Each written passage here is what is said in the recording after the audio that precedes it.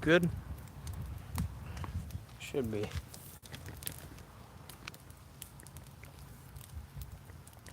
That's the angle. Alrighty. About 20 seconds in. Just get set up here real quick. By the way, a quick check. Can you guys hear me okay? Is it too windy for you?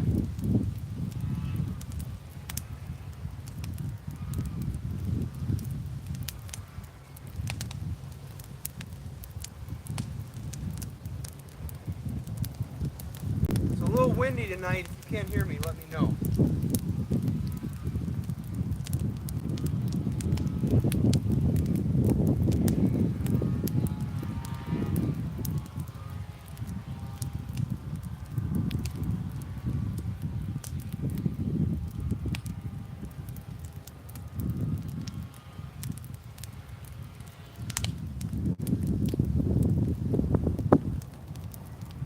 You guys can hear me good? I just want to make sure before we get started and I waste all this time, does the audio sound good? Just got to make sure. What's up, guys? How you doing? Loud and clear? Okay, good. Let me know if the audio, but just in case, let me know when it starts getting bad. All right, with all that being said, let's go ahead and get into it. What's going on, guys? I'm Jake the Lawn Kid. Welcome back to another episode of Lawnfires, where the fires are hot, the lawns are green, and the questions are engaging. For those of you guys who are new here, basically what this is it's a live show that I typically like to do every Friday night. I mean, it did slow down a little bit this summer, but typically I like to do this every Friday night. What it is it's kind of a fireside chat type of thing, live chat, and then what I do is I take some of your most frequently asked questions that come in the live stream and I answer them here live in real time. So this is kind of an opportunity for you guys, if you have any questions that you want to ask me in regards to lawn care, and possibly have them answered in real time, because let's be real here, I can't answer everybody's questions as I don't have that kind of knowledge, but I slowly obtain it as time goes on. Anyway, I hope that makes sense, right? The idea being that if you guys have any questions that you want to ask me, I might be able to answer them for you, and if not, please, I will leave my email here in the chat. And what I recommend you guys do is you email me so that I can follow up with you, give me a little bit of time to research the aspect or whatever you're dealing with, and possibly figure out what's going on. And even if it gets to a point where I can't figure out what your problem is, or what question you're trying to ask me, I know tons of people in the community here that do. So just keep that in mind. If I can't answer your question here live in real time, then please be sure to follow up with me, as I will leave my email here in the chat before you text me. All right. Wait. Let's see what we got going on here.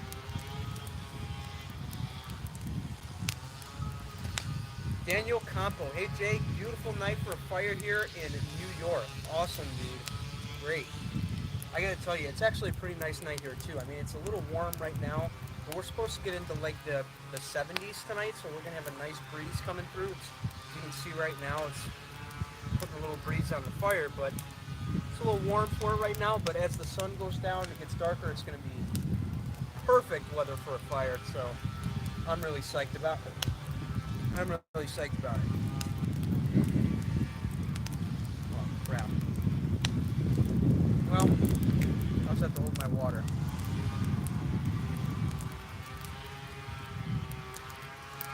Are you going to just sit there? No, Musar, I'm going to sit here and I'm going to provide you quality content, and I'm going to answer all of your questions that you have right here in real time.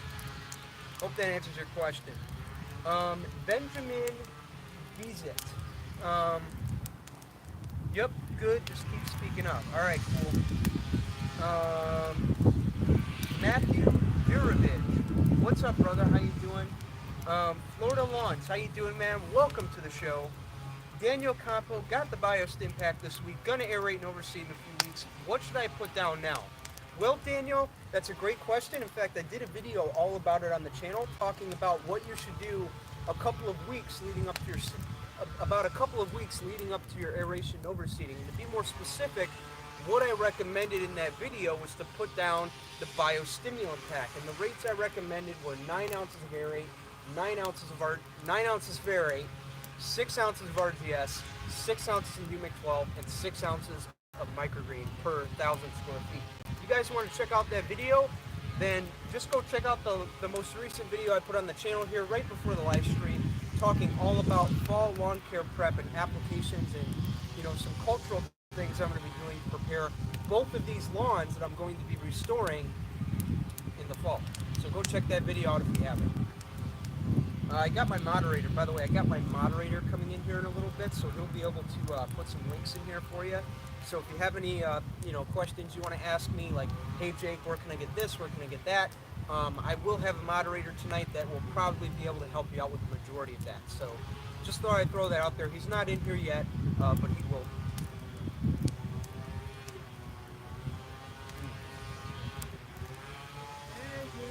What's going on?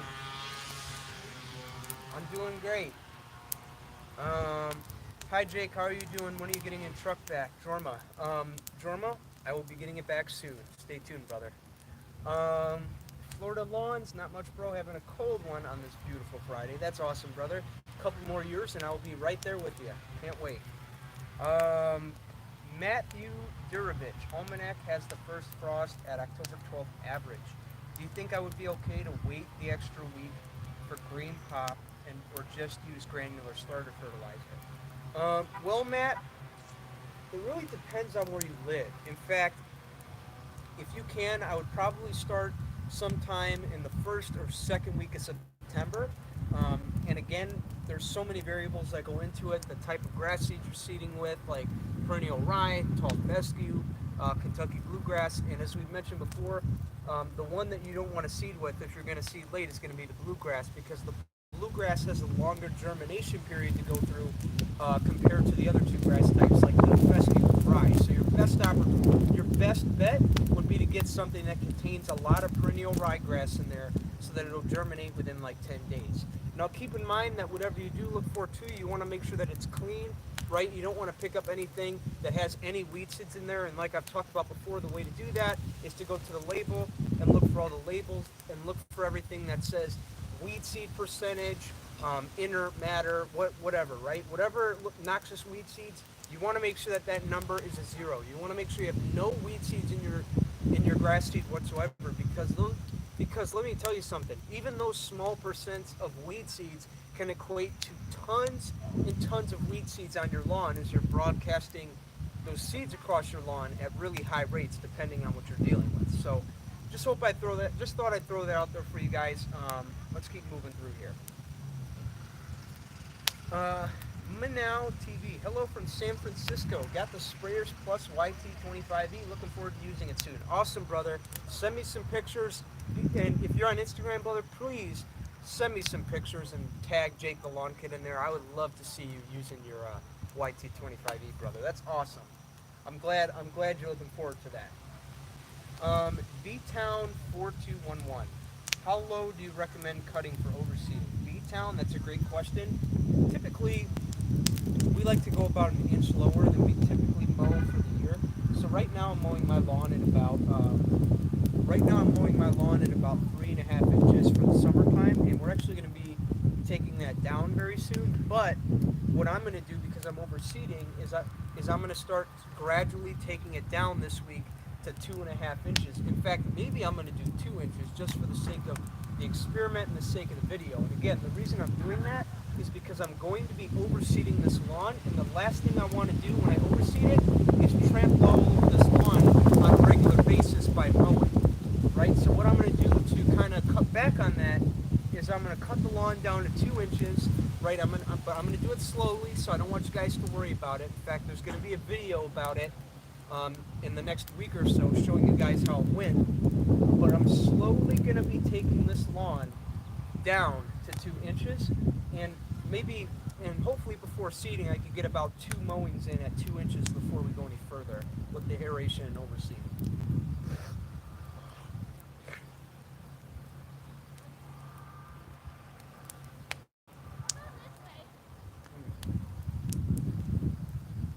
Hey Jake, I'm from the six in Canada. Awesome, brother. Welcome to the show. Charger 548. What's up, brother? How you doing? Matthew Durovich, just south of Adirondacks in New York. That's interesting. So, based on what you're telling me, Matthew, October 12th would be your frost. So what I would do is I would plan to at least get your seeding done about 30 to 40 days in advance. And the reason I recommend you do that is because, again, before that frost, we want the seed to be established, right? We at least want to have mowed it a couple of times. So if you can get it done anytime in early September, that would be great. And then from there, like I talk about, just water it every day, 3 times a day, 20 minutes each time with the JTLK style irrigation system. Hope that helps. Just south of, oh yeah, I just read that. Jake, it's been a rough day this week. My mower started leaking oil. Yeah, man. I feel for you, brother. I've been there. Jake, are you going to college after high school? Aaron, yes, I am, but it's not like legit college. In fact, I'm going to take a couple of classes on turf management and business. But for the most part, I'm going to be staying home after high school to grow my business and my YouTube channel. Hey, Jake, this is Jordan from Virginia Beach. Do you recommend KVG in my area? Transition zone? Thank you. Jorrell Smith, to be honest with you, I'm not really sure. In fact, I know that you can grow some cool season grasses in the transition zone, but most of what I see down there is tall fescue and then some other, warm season grasses, right? But really what it boils down to is it can be done. It can be done because I've seen it. In fact, if you go check out my buddy Pete Denny over at GCI Turf Services, that's his channel name, GCI Turf, you'll see that he actually did a project this year where he took a 1,500 square foot plot of his yard, and he seeded 4 different varieties of Kentucky bluegrass in there. And as you can see, it did stress a little bit, but it made it through just fine. So the idea being is that you probably can grow bluegrass. Don't take my word for it. You probably can grow bluegrass in the transition zone, right? Hang on, I'm trying to think about this. It's harder to say this when I'm put on the spot, but I'll get used to it. What I'm trying to say is that if you take care of the grass right, if you water it right, if you mow it right, if you fertilize it right, then you shouldn't have any problems, especially in the transition zone. Because when you think about it, transition is a place that welcomes all grass types. So if you perform the cultural practices properly, you're mowing it right, you're watering, irrigate, you're mowing, you're watering, you're fertilizing. If you're doing all of that right, like I've talked about in my Big 3 playlist, then then you can do it. Let's just leave it at that. You can do it. You can do it.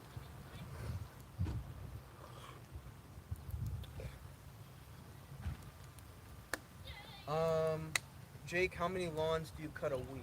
I usually do about 10 or 12. I do about 2 a day, Monday to Friday.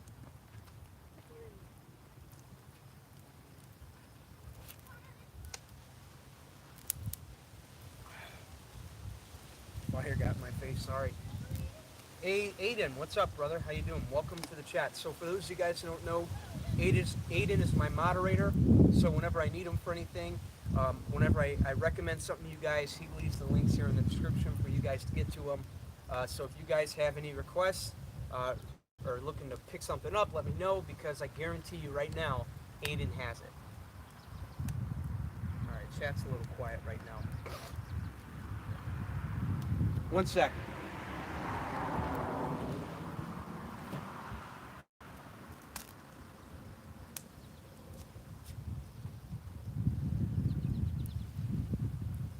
Jake, does your grandma still own the D105? Yes, she does, Aaron. In fact, I've actually been going over there regularly in the summer. In fact, I had a day out of the week where I would go over there. It'd be like Tuesday, and what I would do every Tuesday is I would go over there. I'd cut the lawn for her. I'd cut some trees. In fact, I've been doing a lot of tree work over there, and I kind of regret not showing that. But I still have tons more to do over there. And the next time I go over there, I'm definitely going to take some video, because there might be some potential for another project lawn, and this project lawn is going to be different than any I've done before. So I highly recommend, if you haven't already, subscribe to the channel to see that video plan coming next year. Subscribe to the channel to see that playlist coming next year. Yeah, sorry about that noise. These are my neighbors.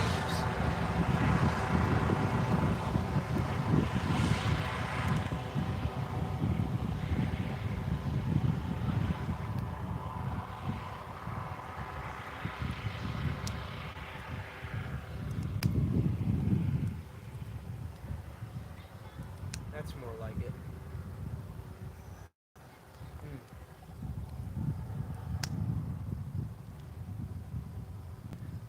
This is a good question. Liquid aeration, does it work, and is it possible to over-apply this stuff? George Aguirre, I'm going to be honest with you right now. There is no way you can ever apply this stuff. And to answer the first part of your question, yes, it works really well. But what I recommend you do, because the next aerate product, it is more of a soil type product, or a specialty product as we call them. So this is a product that we primarily want to get down into the soil after we apply it. So I highly recommend watering it in for like 5 to 10 minutes. So whether that's by hand with your sprinkler system or even your hose end sprayer, just go over the lawn a couple of times, even after you do the application, with just straight water, get that product down to the soil level so it can start working its magic. And the answer is yeah, the product works. In fact, George, if you want to pick some up, my moderator Aiden, if you'd be so kind to leave a link to the next aerate here in the chat, that would be awesome.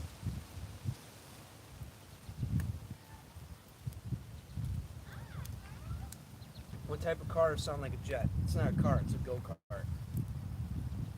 It's just like a little UTV or something. UTV that they have down the street.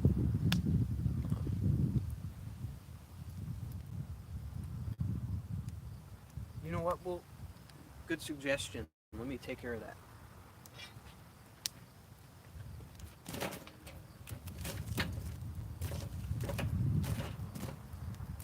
Might need another log.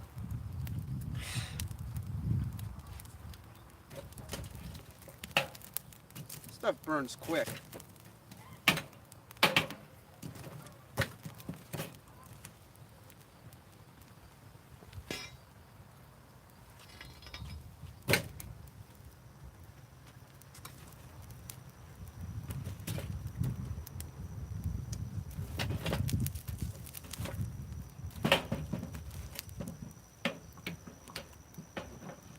Stoke this fire real quick.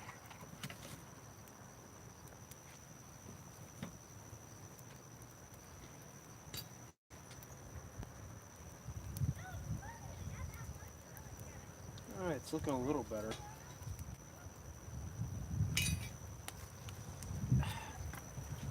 Here, we'll put another one on for good luck. There we go. That's more like it.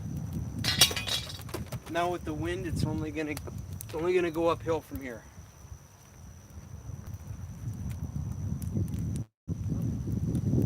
Yeah, it's turned off. Should be a little bit better. Good thing I'm going to be using lots of RGS this fall. I had 3 gallons of it.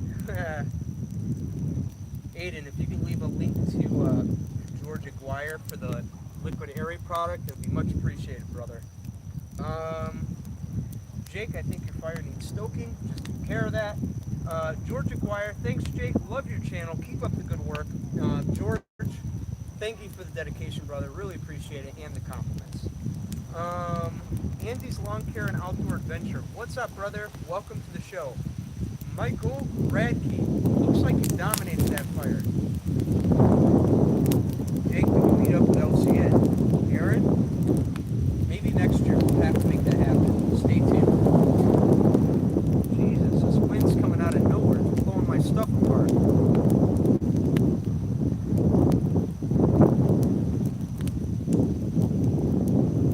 I have a feeling this ain't gonna end too well.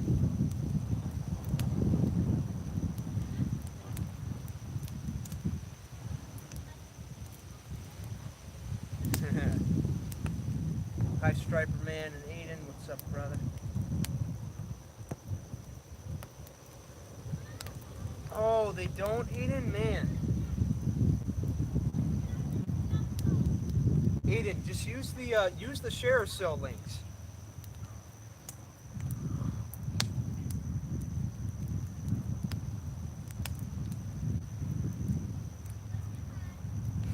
Man, that's funny.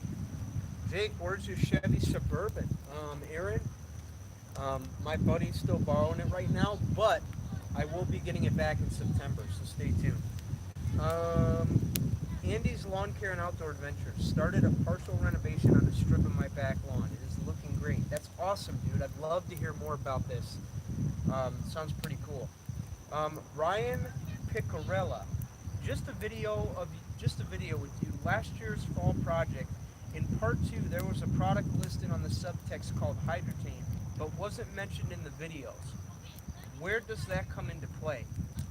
So what Hydrotane does is it'll help retain moisture in the lawn. So what it does is it literally sucks moisture out of the air, and as a result, it'll help the lawn better retain moisture so that you don't have to water your lawn as much. In fact, it says on the label that when you put that product down, it can reduce your watering up to 50%. Now, me personally, I've done a couple of experiments with it, but I ran out of it and I just didn't bother asking for more for some reason.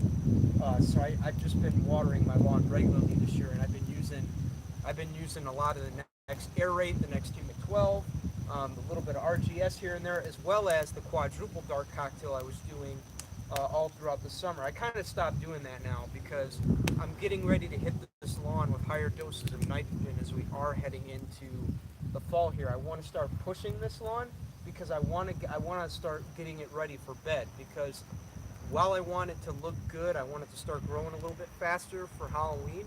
Right after that, the lawn's going to start going into what is called winter dormancy because of how cold it's going to get. So what I want to do to ensure that this lawn is satisfied is I want to put it to bed with a full tummy, and the way to do that is to give it nitrogen during the fall. Where are they coming from? I mean, I have a neighbor that has like bikes and ATVs, but I swear to God, I've never seen this one before. I don't even know if this is the same group.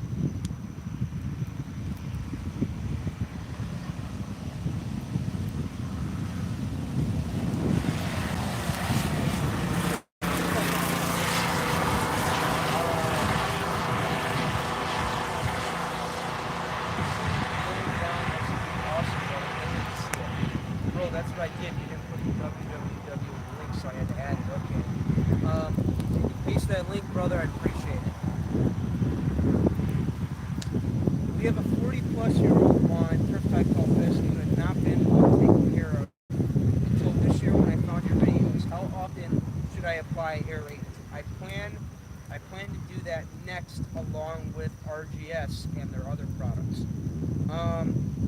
You can apply them as often as you want, really, but what they recommend is every 3 to 4 weeks, right? And the reason I say that is because with these products, you have so much flexibility with them, right?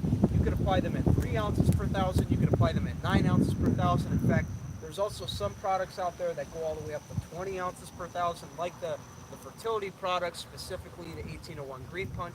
But anyway, you get what I'm saying, right? You can kind of play around with the rates and see what happens. But typically what I would do for a lawn like mine is I would do every 3 weeks, and I would do the high rate at about 9 ounces per thousand. If you do that, you're going to have really great results. Jake, when does it start getting cold up here? I'd say about late September, early October. That's typically when it starts to go downhill as far as temperatures go. We still have some weeds coming up. It's getting cooler. Is it too late for my dad to do weed control? Well, Mecco Radke, what I would recommend to you is read the label. If you plan on doing any overseeding whatsoever, read the label on the product you're using. Like I say all the time, label is law, as it will answer a lot of the questions that you have going into it. So definitely whatever product you want to use to spot spray weeds in your lawn, I highly recommend reading the label on there. In fact, if you want, I have a video for you that I did this year. It's called How to Spray Weeds in the Lawn. Aiden, if you could link that in the chat, I'd really appreciate it. Again, how to spray weeds in the lawn teaches you everything you need to know about from where weeds come from to proper procedure, as well as reading the label and doing the actual application. So Aiden, if you could leave that link in there, How to Spray Weeds in the Lawn. It's the video I did this year. I really appreciate that, brother. Help you out there. Jake, Lush Lawns, what's up, brother? How you doing? In fact, I don't think I've really talked to you, man, since Lawncology. I mean, I've seen you a couple of times in the chat here, but I really haven't been active here lately because of how busy I've been this summer. But we're going to be changing that very soon. We're going to be getting back on here regularly. But yeah, Lush, good times, man, over at Lawncology. I'm going next year for sure. That's official. I'm going.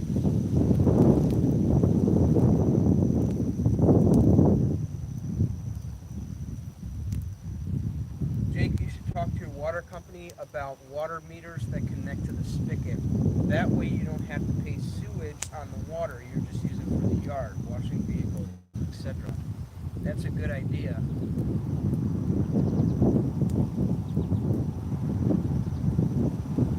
Aiden, thanks, brother. Appreciate it. I'll see you at GIE. Awesome, Lush Lawns. I'll see you there.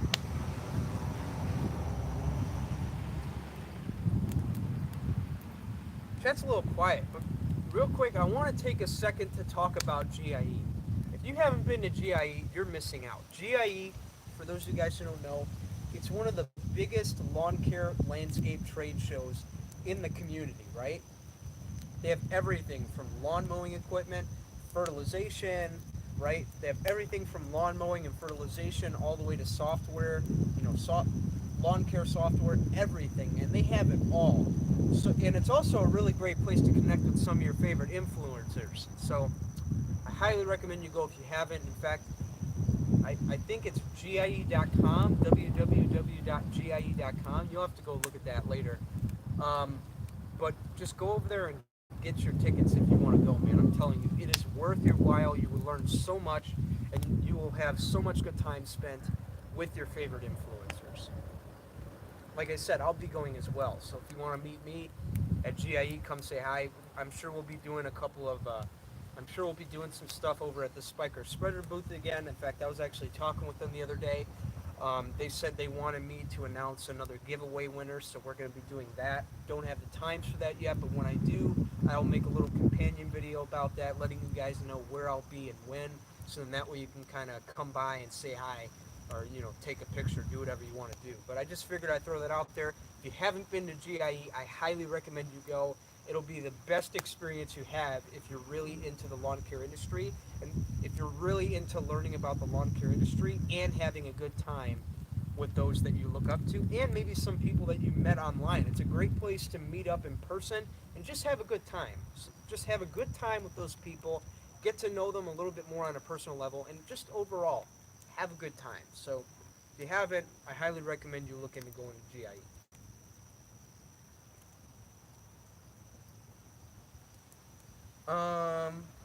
Let's see. Grace Ortis, what's going on? How you doing? Welcome to the show. My first lawn fire with Jake. Adam Addy, welcome to the show, brother, man. I appreciate your dedication. Again, if you don't know what this is, it's a live fireside chat type deal where I answer all of your questions live in real time via the chat. So if you have any questions you want to ask Adam, please put them in the chat here, and I will be sure to get to them as soon as I see it.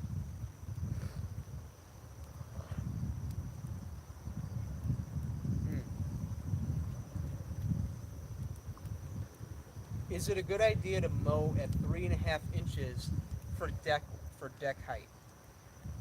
Chicken X depends on the grass type you have. I've actually done a video called The First Cut of the Year, and what I talked about in there were different grass types and the heights that are mowed differently. In fact, I'm sure I'll do a companion video at some point on this, but since I haven't done that yet, let me just go ahead and talk about it. So I'm going to assume you have a cool season lawn, Chicken X, because I really don't have a whole lot of experience with warm season lawns. Now, I know a little bit based on what I've been hearing on the internet from my buddies over there, like Mike over at Real Low Dad, and of course our founding father of the community, Alan Hain, the lawn care nut. He lives in that zone, so he deals a lot with warm season grass. But anyway, I'm getting off topic here, but those are some great people you should check out if you haven't.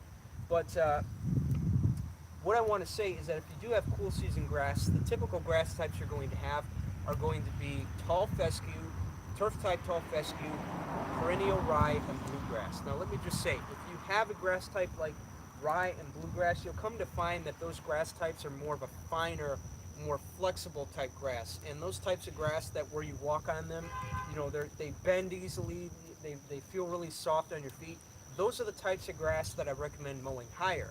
Whereas if you have a more rigid, wide-bladed grass like the tall fescue, I highly recommend mowing that at the tallest setting if you can get away with it.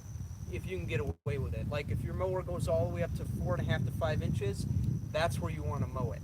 Whereas back to the fine flexible grass like I have, the rye and the bluegrass, that does better at lower heights. But when I say that, I only mean that to a certain extent, especially if you're a beginner. So if you have rye and bluegrass, typically in the summer, I recommend you mow it at 3.5 inches, and I recommend you do that twice a week, making sure that you're not cutting off any more than 1/3 of the grass blade's length in a single mowing. If you do that, I promise you, your lawn will thank you by growing faster. Open the chat back up.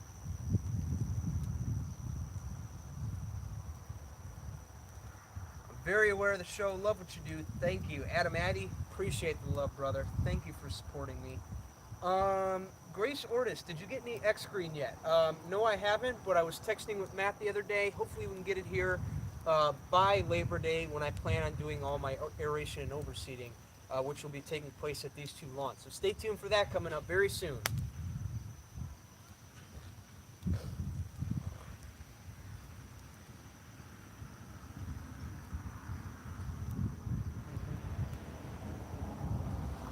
By the way, sorry if I'm pausing a little too long. For some reason, I don't know if you guys know, but I have this retainer in my mouth, right? It's hard for my tongue to touch the roof of my mouth because I do plan on getting braces at some point, just in case for those of you guys who are curious.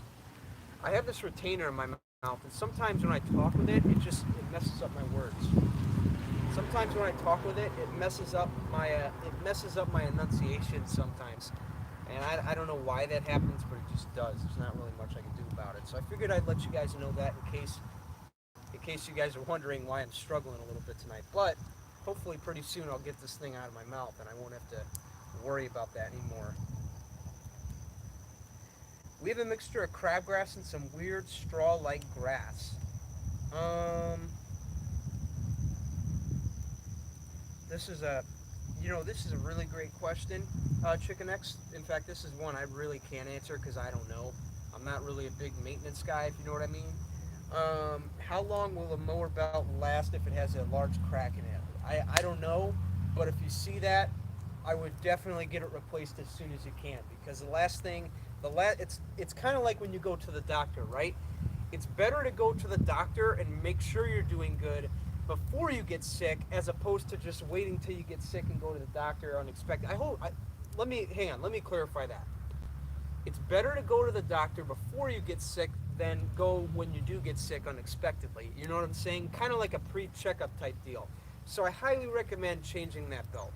Again, not a very big mechanical guy. I'm not mechanically advanced by any means, but if I did see any cracking in my belt that didn't look good, I would probably get that changed as soon as I can. So that's what I would do if I were you.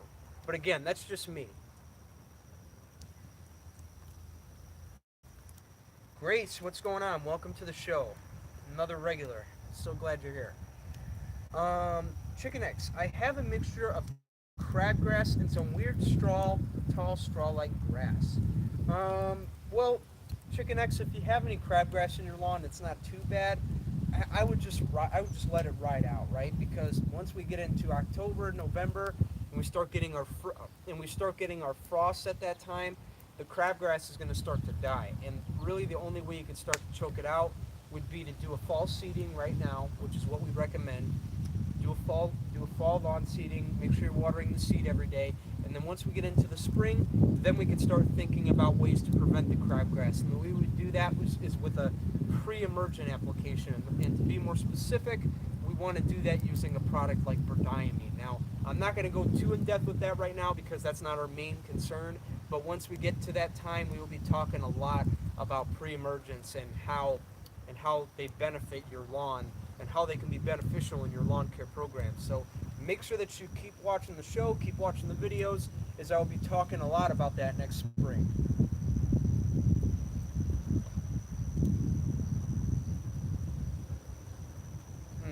Rich Gleason, I'm up north and have a cool season lawn. I have seed stalks all summer. Gives the yard a brownish tint. Any suggestions? Rich Gleason, just keep mowing. In fact, for those of you guys who've been watching the channel, you guys know I did a video. I showed a similar challenge I had in my backyard. Like no matter how much I kept cutting it, I had these brown like seed stalks in there. And really the only way to get rid of it is just to keep mowing regularly. Because what I hope will happen eventually is that as you mow it,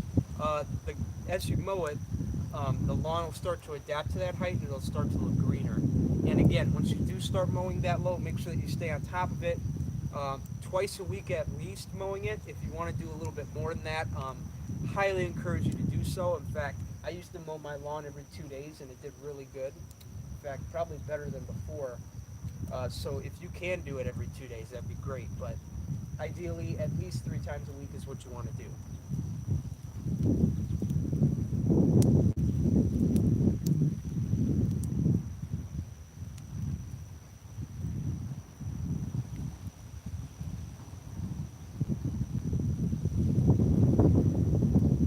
When reseeding, what do you recommend I amend the existing lawn with? Now, George Aguirre, this is a question I get a lot. In fact, to be more specific, I often get the question asked, hey Jay, what type of topsoil should I put on my lawn? Like, people assume that I want you to top dress your lawn with compost or topsoil or anything like that. The answer is no.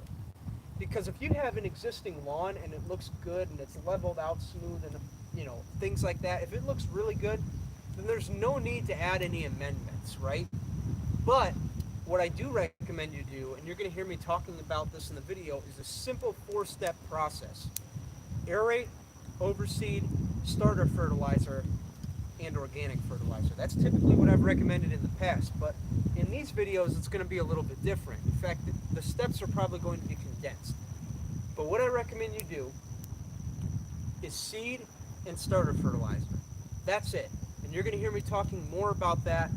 You're going to hear me talking more about that in the videos to come in the next week or so. So make sure you subscribe to the channel to see those coming.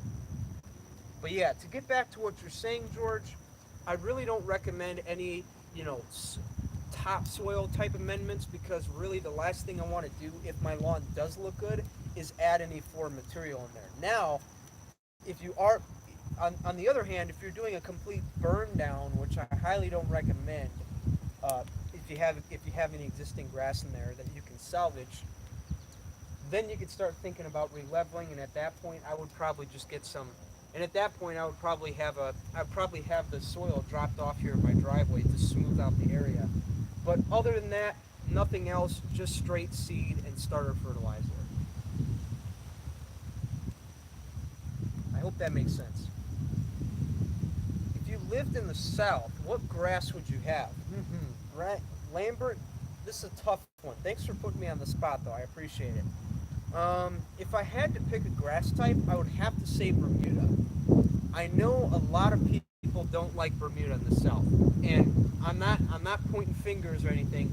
It's just because of the nature of Bermuda. It's a really good grass type, but if it's not your desired grass type, it can really be devastating to you, as it can cause a lot of problems. In fact, I gotta put some more wood on this fire, so I'm gonna try and multitask, talk to you, put the wood on the fire, that type of thing. Anyway, real quick, what was I talking about? Oh yeah, if I had a grass type in the South, I would probably go with Bermuda because of its alpha male traits. Now, I hear zoysia is pretty good too, but you guys know me. I love grass that takes over fast, and Bermuda does that.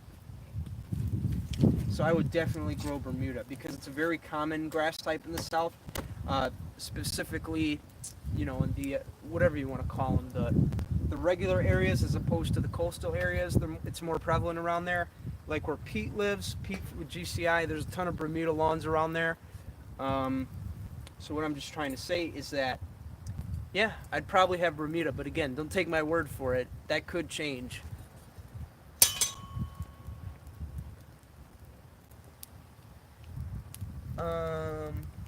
I would like to put down winter ryegrass seed. Will the next products work in cold conditions? David Williams, I'm assuming.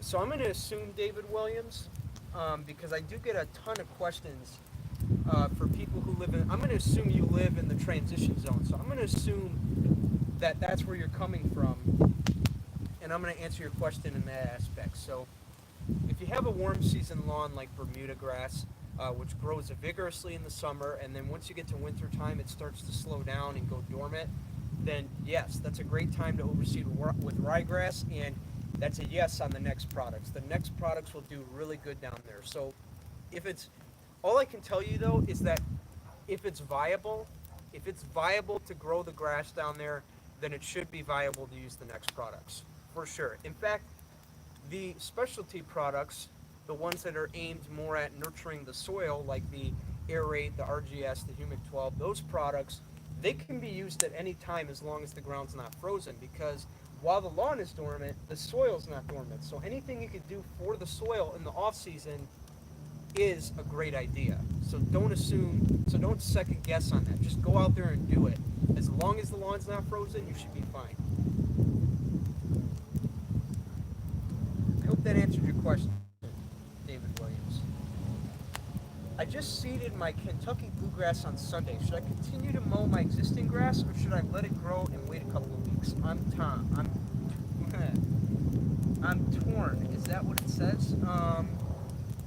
Anyway, I'm just gonna go ahead and answer it up front.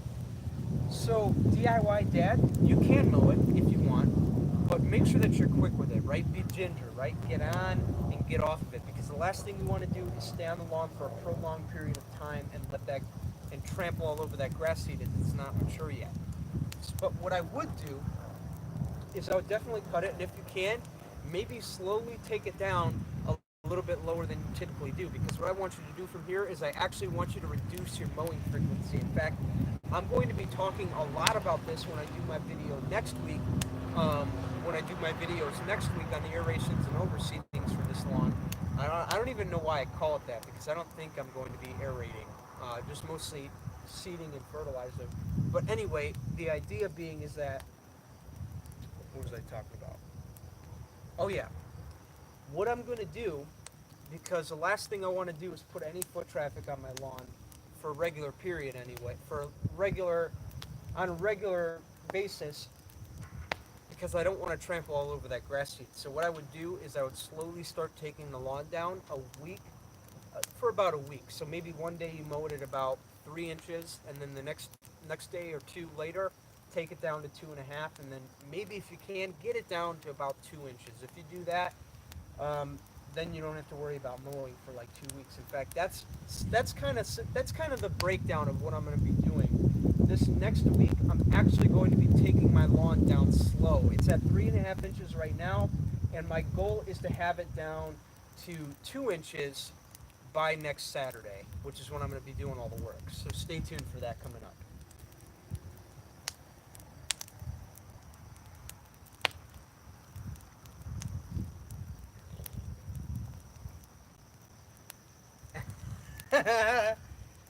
I sculpted all the way down to 1 inch. Man, that's a rebel move right there. Where's Connor at, man? I'm sure Connor would be proud of you right now.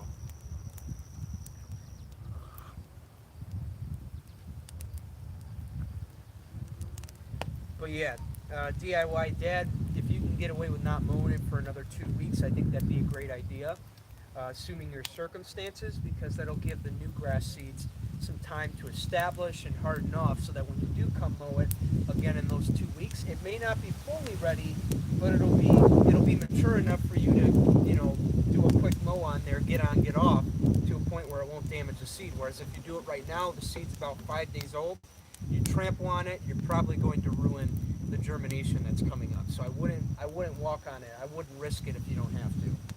You know what I'm saying? It goes back to the old saying: if it ain't broke, don't fix it.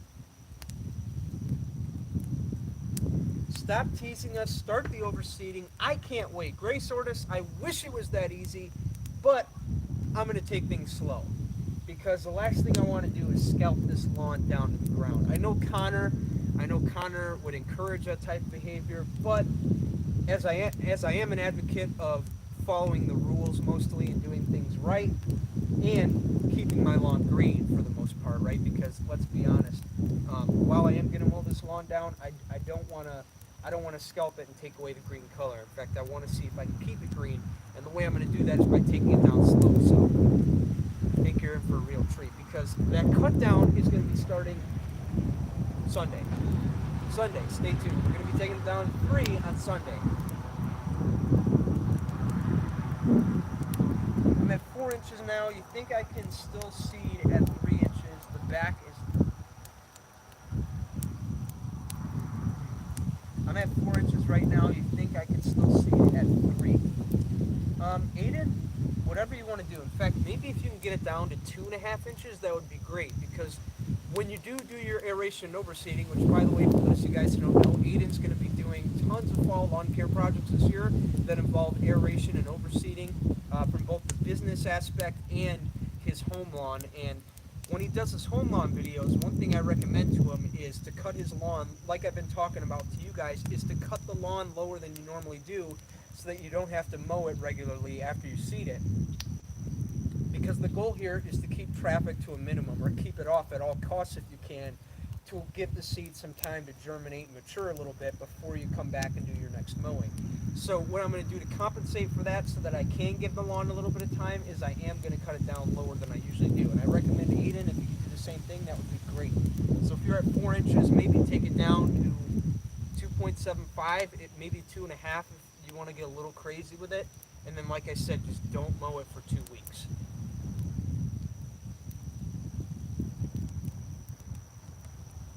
I'm not seeding for another 2 weeks. Too hot right now. Yeah, but Aiden, like I said, about a week prior to the seeding, that's when you slowly want to start taking your lawn down to that 2.5 inches. So maybe at one day I would do 3.75, and then another day I would probably do like 3.5, 3.25, and then just every day or two, when you come out here and mow the lawn, just slowly inch the height down.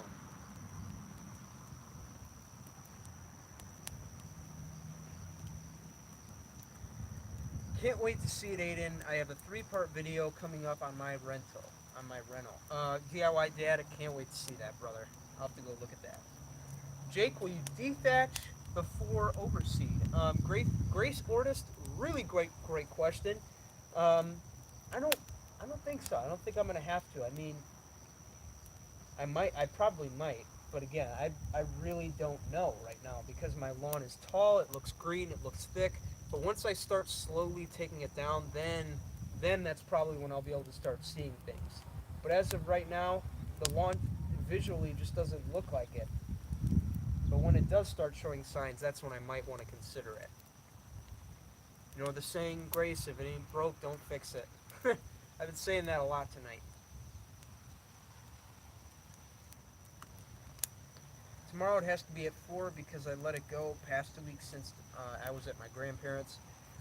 Yeah, tomorrow it has to be at 4, Aiden, but next week, if you're going to be starting your seeding, if you told me you're going to be starting the second weekend of September, so about the September 8th to the 10th range, what I would do Labor Day weekend then, which is next weekend, is I would start taking it down slow.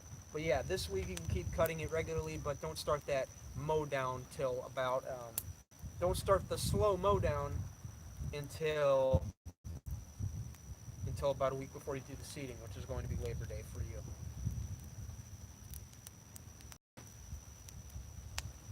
Going to be a 6-part video, man. I can't wait to see that.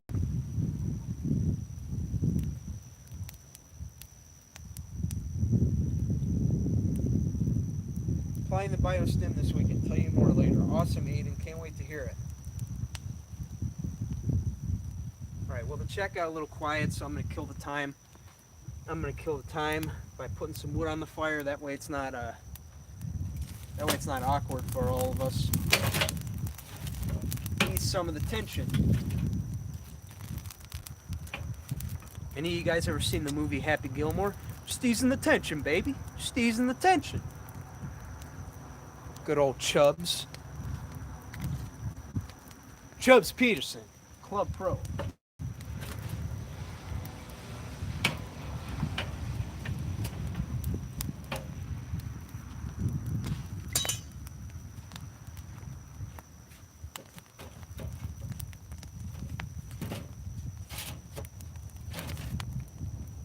I gotta say, the best nights to have lawn fires are on the nights where you have a little bit of a breeze.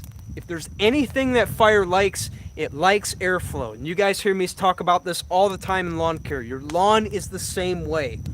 If there's anything your lawn likes more than being mowed properly, being irrigated, everything, it loves the oxygen. It loves the airflow. Airflow is key, right? If you want to have a healthy lawn, you got to have airflow because airflow is key. It's the same with this fire. The fire illustrates that point carefully.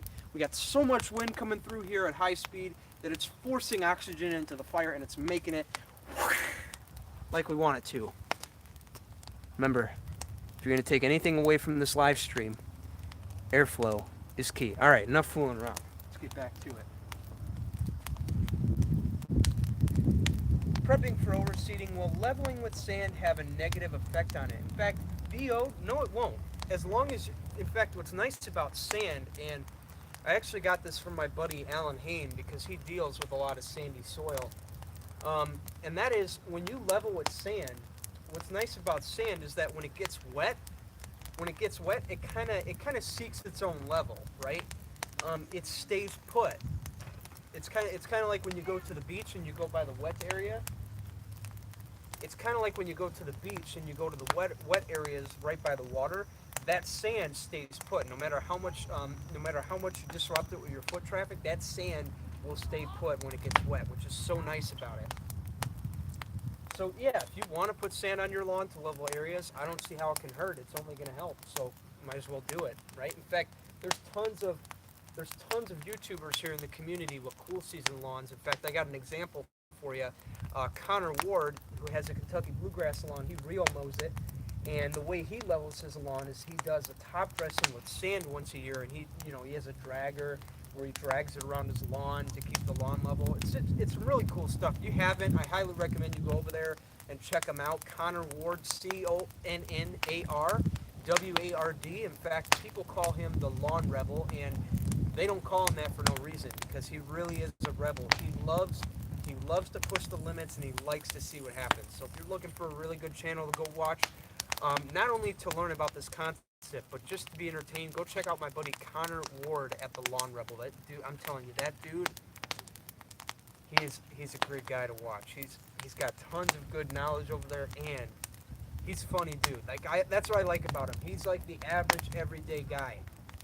And I could tell you something too. Aiden and I, we were talking on the phone the other day. We were talking about Connor for an extended period of time, and one of the things we both agreed on is that when we watch Connor Ward, every time we watch a video of his, he always gets a laugh out of me. And I got to say, that's something I appreciate about Connor, is his ability to, just keep an audience engaged and just keep him entertained. So Connor, if you're watching this, we appreciate you, brother. Hang on.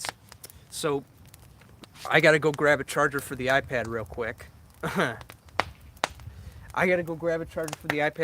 I'm going to leave you sitting right here. I just got to get this hooked up, so bear with me.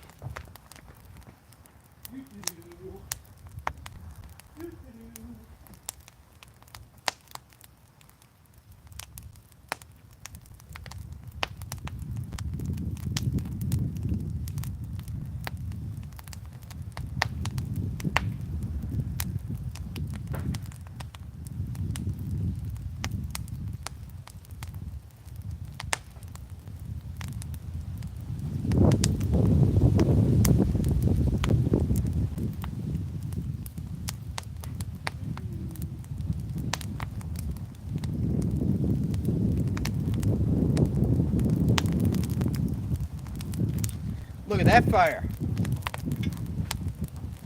Beautiful, beautiful fire. Just beautiful. All right, I'm gonna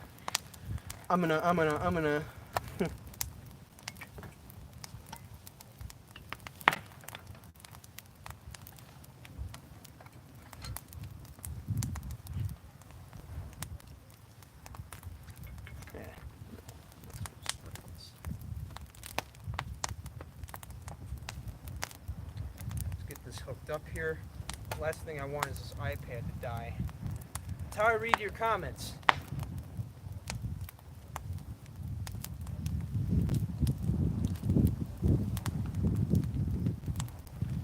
It's confusing how I have it rigged up here. If I had an adapter for the iPad, it'd be different, but I gotta rig it up all funny and whatnot.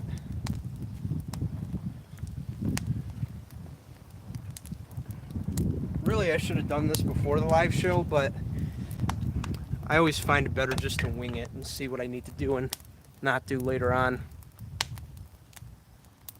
Man, my leg's bleeding. Alright, there we go. That's more like it. Now we got some battery life. Let's go ahead and answer a couple of more questions in here. Fire's in my face now. God. Connor's a really good communicator. Yes, he is, DIY Dad. Really good dude. Man, I can watch this fire for a while. I don't even need to start my own. I love that. That's the idea of this show, right? Is that I can help you guys and I can do it in a more intimate setting. That's why this show works, right? That's what I like about it. I love the concept. I don't know if I told you guys a story about this, but over the winter, I just kept thinking, like, man, I see so many people doing live streams for their YouTube channels about the lawn care community, but none of them ever do it fireside, right? None of them. And I think bonfires are something that we should do. And it just occurred to me, right? What is one thing I like to do in the summertime, right after a long day of work in the lawn or a long day of mowing my customer lawns? I love to come home and I love to have a bonfire, especially in the summertime. It's so nice. Just come out here, sit out here for a couple hours, maybe invite some friends over and, you know, roast some marshmallows, some hot dogs, whatever you want to do, right? It's just, I love the intimate nature of the show. That's what makes it win. By the way, it looks like the exposure's going down a little bit, so let me fix that. There we go. Now you guys can see me a little bit better. Sound of the fire is very relaxing. George Aguirre, that's the idea, brother. That's the idea. What height do you recommend mowing prior to winter? Well, Rich Gleason, at that time, assuming that we're coming out of the late fall, you're typically going to be mowing your lawn a half-inch lower than you mowed in the summer. To be more specific, if you have bluegrass and rye, you're mowing those at 3 inches. Whereas if you have tall fescue, you're typically mowing those at 3.5 inches. So around that 3.5 to 3 inches, really. So for that last cut of the year, ideally I like to mow my lawn. Which is KVG and rye. I like to get it down to about 2.5 inches. So then that way, as we go throughout the winter, the lawn's not growing anymore. That's less layover that I have to worry about the following year when I come over here and do some liquid dethatching. So I hope that makes sense.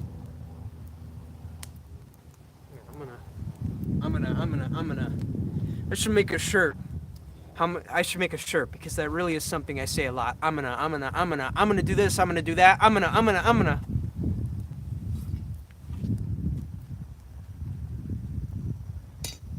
But in all reality, a moment of silence.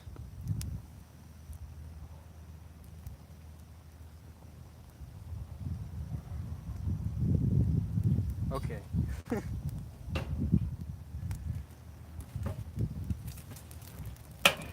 Turn this guy over. It's so warm too. That's what I like when you do this in the middle and at night. You got a nice little breeze in there to complement it. It's so freaking nice.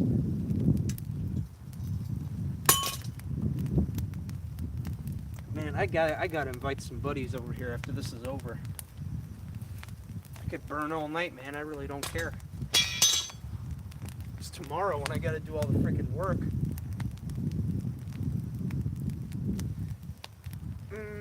What height of cut do you mow the LCN lawn, and is it still turf type tall fescue? B-Town, I mow his lawn at 4 inches this time of year, and yes, it is still turf type tall fescue. Airflow is key. I say, all right, guys, too much. That's funny. That's great. If there's anything I say a lot in my videos, it's so and or so. So what we got to do today, right? I always, for those of you guys who watch the edits, I say so a lot in my videos.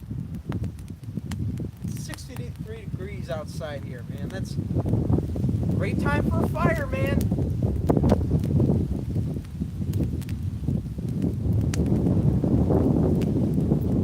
So real quick, let me tell you a little bit about how I started this fire tonight. So you guys remember that hedge trimming job I did a couple of weeks ago if you've been watching the videos. I showed you guys a little bit of footage, and he had a couple of different varieties of bushes over there, but mostly what he had were these like pine bushes, these like arborvitae pine bushes, whatever you want to call them, right? They were like pine bushes, right? So what I did is I saved all of the clippings and I dumped them in the fire pit and I just let them dry out for a couple of weeks. And I gotta say, if you're looking for a really good fire starter, pine clippings are the best way to go, man. They burn like wildfire.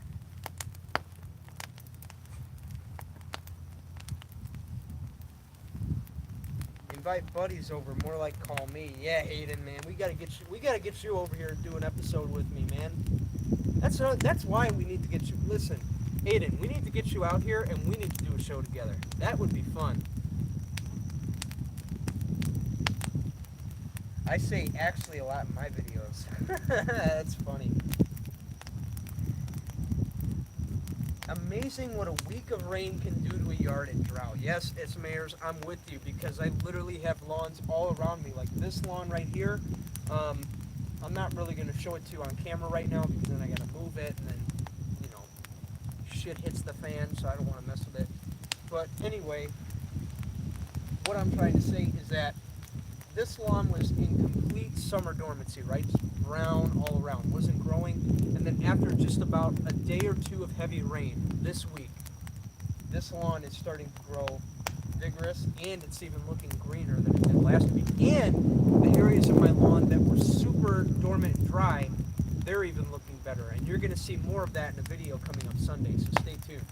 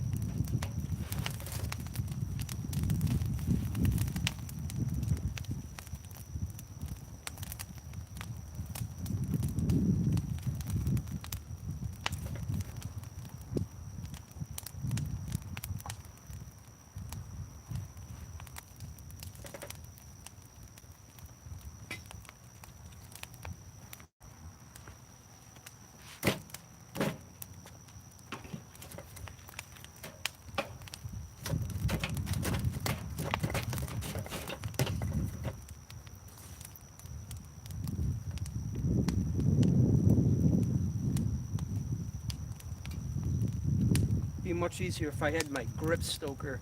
Then I can move all the the burnt stuff, so I can stack this in the middle and TP it.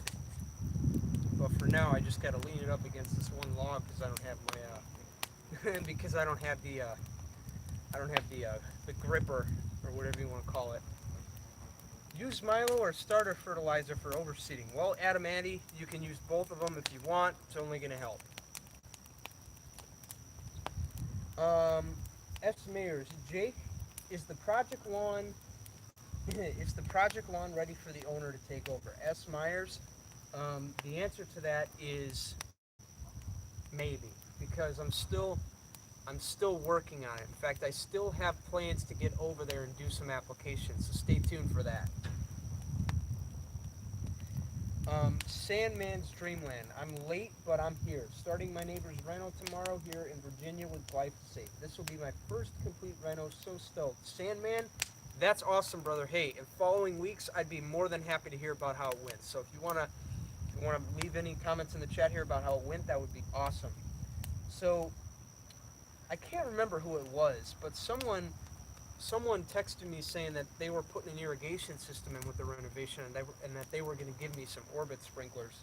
So whoever that was, I don't know if it was you, Sandman. I just want to say thank you for that, man. I appreciate it.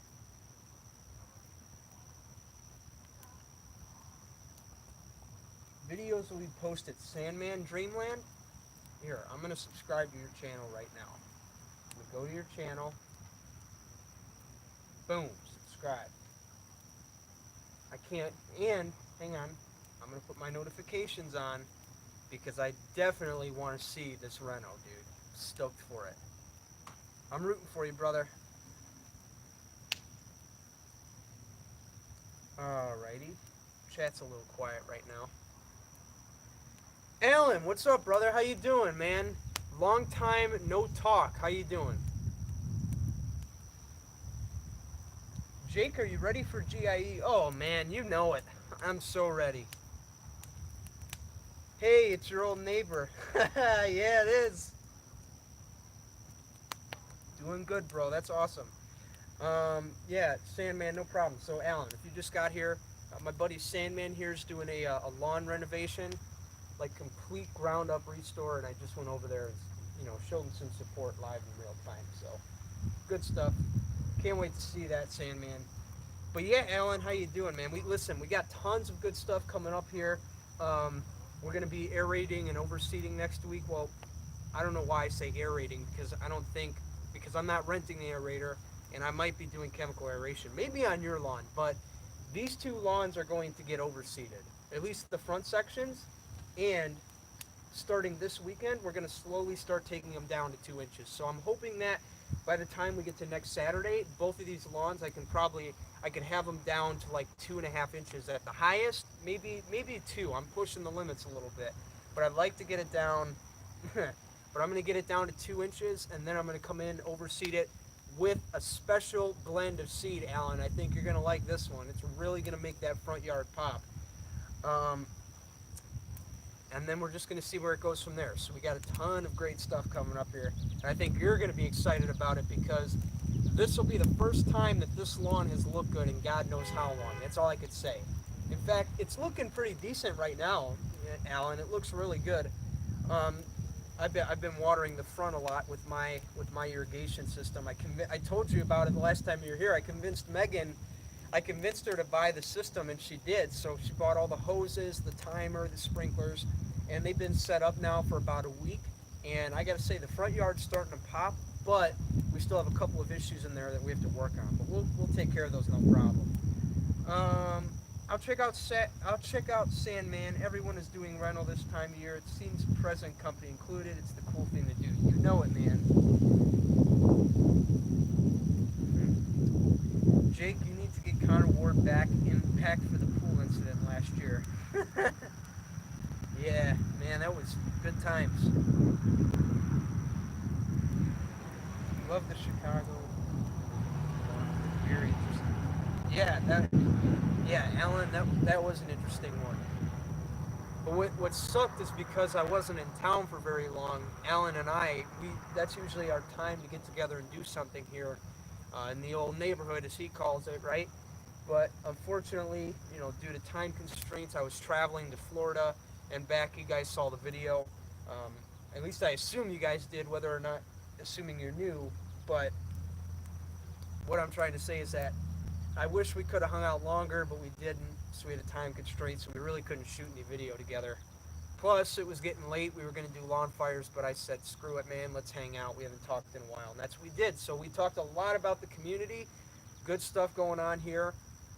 We also talked a little bit about my lawn business. Some goals I have there. And I plan on showing that a little bit more in the coming weeks. So it was just great to sit down and have a little discussion with my buddy after a while. So, Alan, if you're watching this, great discussion we had the last couple of weeks you're here. I learned a little bit, and looking forward to applying some of that here. But yeah, anyway, for those of you guys that are looking for the old school classic JTLK LCN reunion, we will be doing more of that at GIE this year, so stay tuned for that.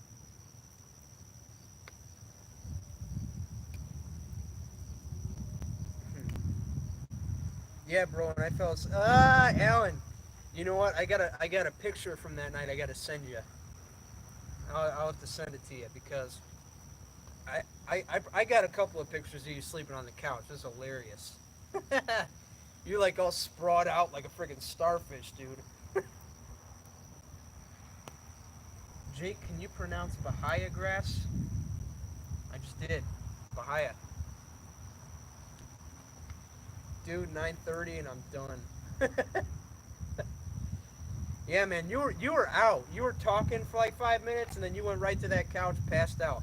You know what's funny? We had DG over here, man. She was shaking you, trying to wake you up, and you still wouldn't get up.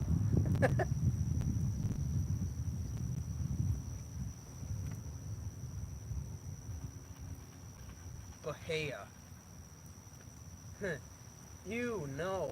I love that. Bahia. Whatever. Listen, if you want to ask anybody how to pronounce Bahia, ask my buddy Alan. That's his controversy, not mine. Listen. As much as I love Alan, don't bring controversies from his channel over to mine. This is a peaceful place. All right, we don't need to ruin that with Alan's problems.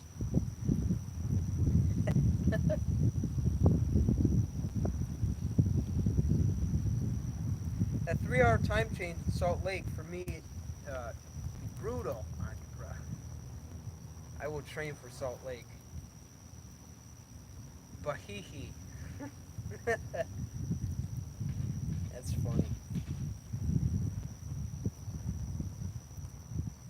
Alright, we'll check out a little quiet. Let's see, anything interesting going on the next couple of weeks. Oh yeah, the Project Lawn we're working on. We're gonna be getting back over there. We're gonna be getting back over there pretty soon, do a little update on it. I don't think Alan's coming back up here anymore for that because as you guys saw, he pretty much left me for dead on that, being the good friend he is. But anyway, it's just me working on that lawn now, so I might get over there. I might get over there and get down an application of Carbon X or something. I don't know. I just have to look at it and see what's going on. But I am going to keep fertilizing that lawn. In fact, it looks really good, as you guys saw. It turned out really good. But I do want to take some extra steps and go a little further with it, maybe to increase the density, help the turf grow a little more vigorously, all sorts of things. Throw her down over by there. Wi-Fi on the driveway, lucky. No, man, no. We're running straight off data.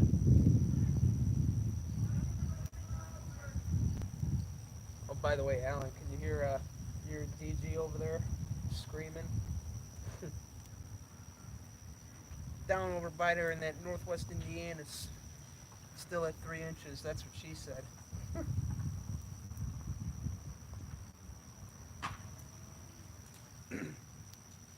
The problem is that if I say something like that,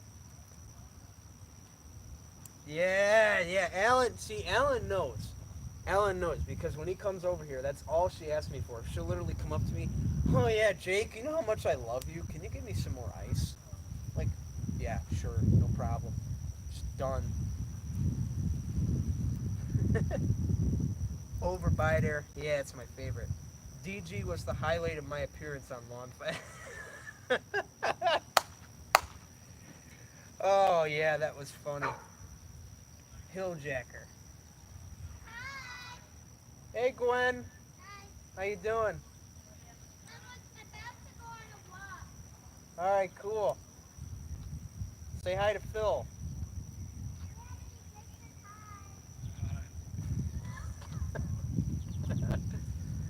That's funny. Yeah, so Al, let me catch you up to speed here. So last week I was doing the live stream in DG's driveway.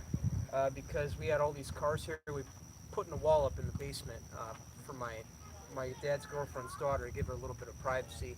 So we were putting a wall up down there. So my dad had a couple of buddies over here, and Mark got some guys from work, and they were working on the wall all day. And because of that, there were so many cars over here. I really didn't have any room to do lawn fires in my driveway.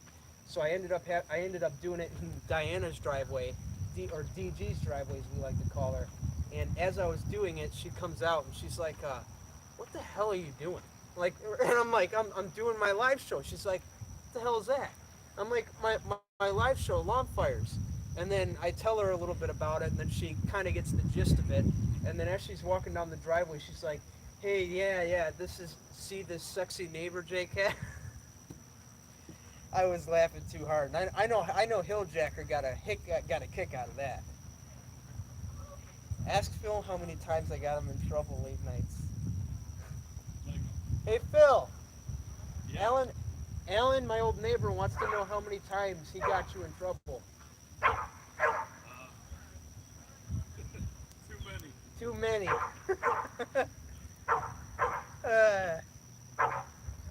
I should do it from her driveway. You know what? That's a good idea. In fact, that's all right. All good. All right, good. No, but I should do it from her driveway every week. That would be interesting because typically around this time of the year, we do sit out in the driveway more often with a bonfire. So I might have to do it when we have everybody over there, just make it more interesting. I need to change my name, man. Yeah, at first I was calling you Hijacker, which is probably worse. Let LCNC his own lawn. I don't know. You know what? Hopefully I don't lose service. Let's see. I'm going to try and do this right now. Let's do this. Al doesn't want to see that. Hey, it's actually working pretty well. Got data. All right. Let's come over here and look. So there's the side yard I told you about. You can see it's starting to come out of dormancy a little bit. And then we got the side yard over here. This one I like going to dormancy too, but I think there's something with the fescue roots. Like again, fescue roots are naturally deeper than rye and bluegrass, so that might be why this area didn't suffer so much from the summer heat. But hey Megan, what's going on? I'm just showing Alan here the old yard. Yeah. What do you think? We're getting there. We're getting there, right? That's the goal. Make it great again.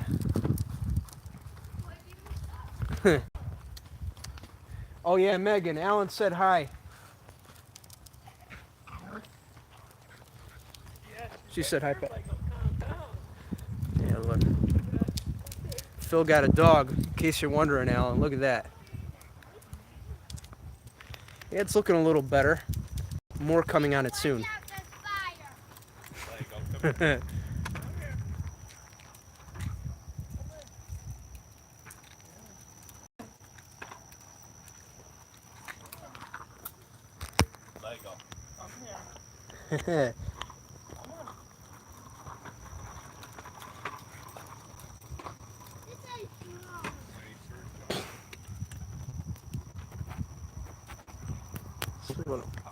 All right, there we go.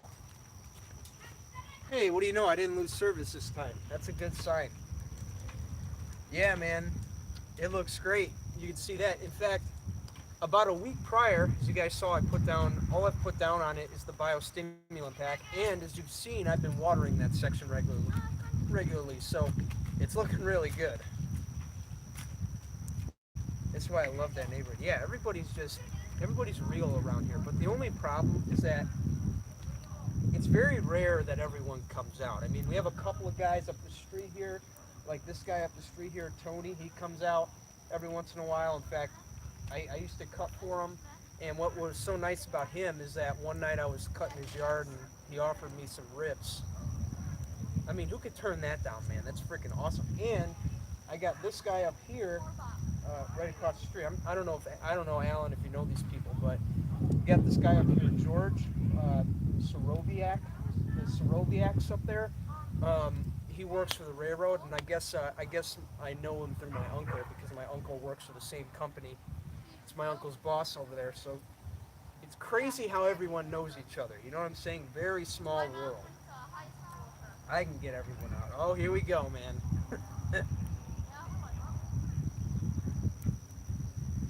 Seems like a really nice, quiet neighborhood. Gotta love close communities. Yeah, I love it.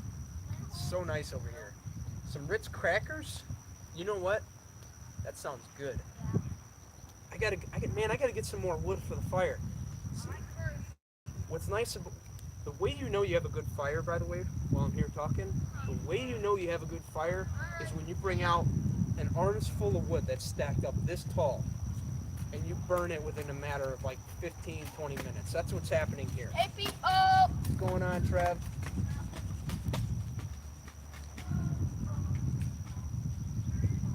LCM will take you out on your 21st. That would be awesome. You know what? Yeah. Get LCN and Silverback together. We're going out for my 21st birthday. We'll have to plan that. You know what's nice though?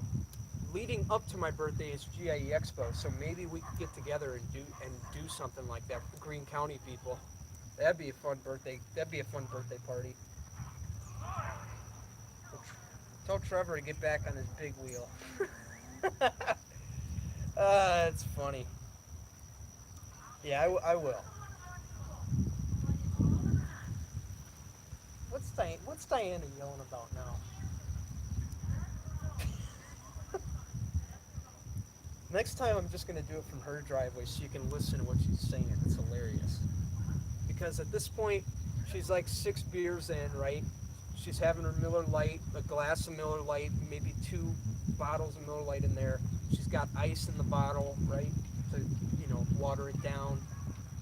So, I mean, she drinks a lot, but at least she knows to stay hydrated. I'll give her that. It's all fired up. I have on headphones so I can hear everything she says.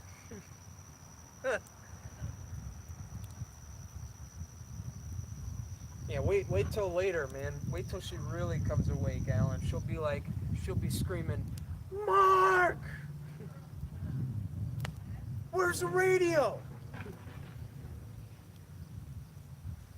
I got some stories I could tell about her, but the problem is, I got a good thing going over there with DG, and the last thing I want to do is ruin that. So I don't know if I should tell the stories, but I got a ton of I got a lot of crazy stories. In fact, if any of you guys want to see, what I'm talking about, I encourage you to come here personally. I'm just kidding. I'm kidding. Don't take that literally. But anybody who's in the area, yeah. No stories. That's right. No stories.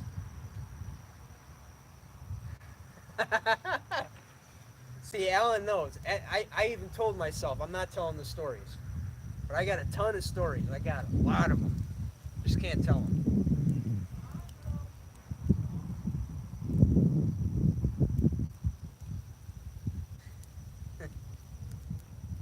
Okay, flights booked for what, Aiden? Mom, where's the meat? That's a good one. I love that scene. Hey, Mom! The meatloaf!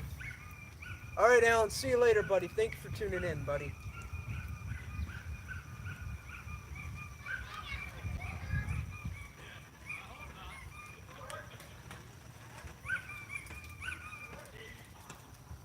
To come to your house. All right, man. Cool. Well, let's see how many people we have left in here. Going down this side of the street. Stop that. Listen, when we see Frankie, I'm gonna tell him to stay home. You don't hit your sister. Jeez.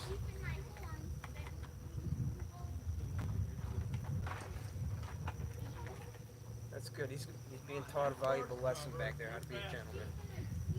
No, he's not. Go. Brad, I told you to go.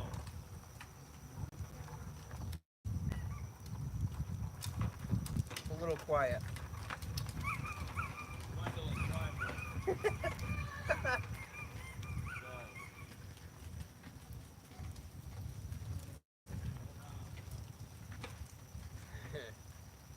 Well, chat's a little quiet right now.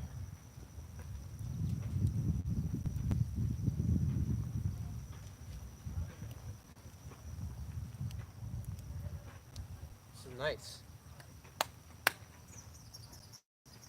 We're here. Yeah, I know. It just got quiet. For some reason, the chat was like really booming, but then it just stopped.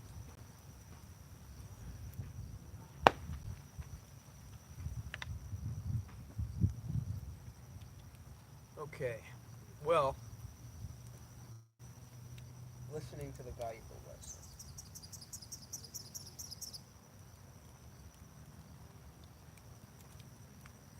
Looks like a great night in Northwest Indiana. Yeah, Kurt, it's really nice. And to top it off, we got this fire. In fact, I'm gonna go get some more wood real quick. Just bear with me. Maybe a snack too.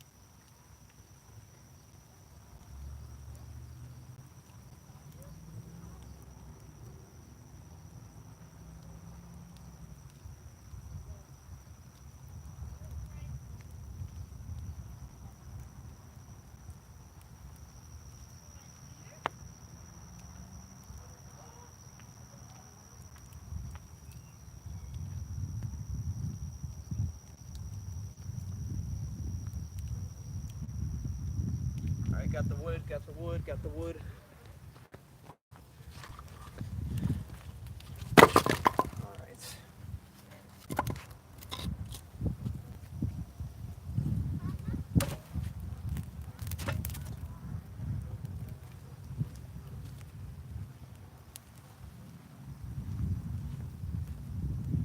Oh, hey, real quick.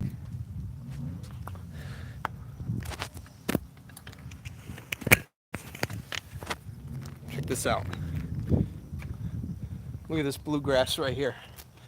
Also want to give you guys a little update for those of you guys who have been watching the videos on this spot right here. It looks like it's recovering quite well, actually. Now, as you can see, if we get down and look at it, turn the camera around for a second, we do have some disease in there. We got some dollar spot, and we'll focus for some reason. Let's just turn it around. Got some disease in here. We got some dollar spot in here, and you can tell because when you look at the lesions, I don't know if you'll be able to see this on camera, but when you look at the lesions of the grass blades, they kind of have like they kind of look, you know, a little, they kind of look as brown as hay, but when you look at the outer edges, per se, when you look at the outer edges of that, it kind of looks a little orangey, right? But anyway, check this out. Looking really good, nice and green.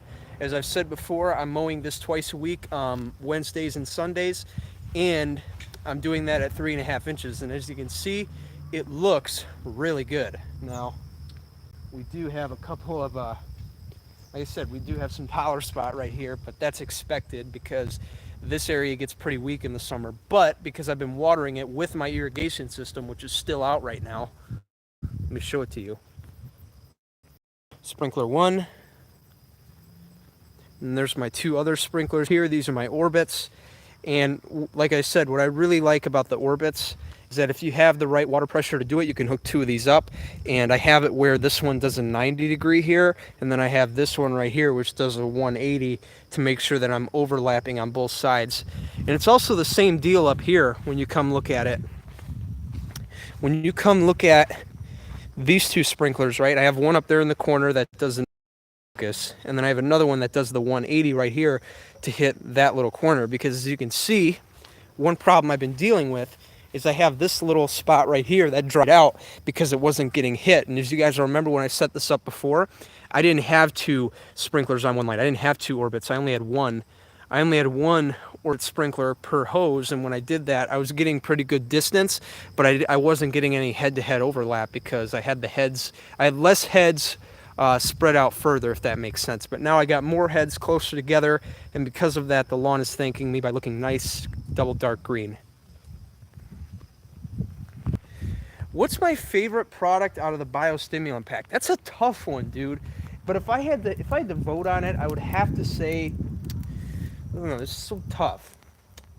The microgreen. I love the microgreen. What I love about the microgreen is that it's a micro fertilizer full of micronutrients. In fact, I got some right here. Look at that. Let me show you my collection. Check it out. It's got some fertility products up there. Oh, can't show that. Can't show that. I'm sure some of you guys already know what it is. Don't blow the secret.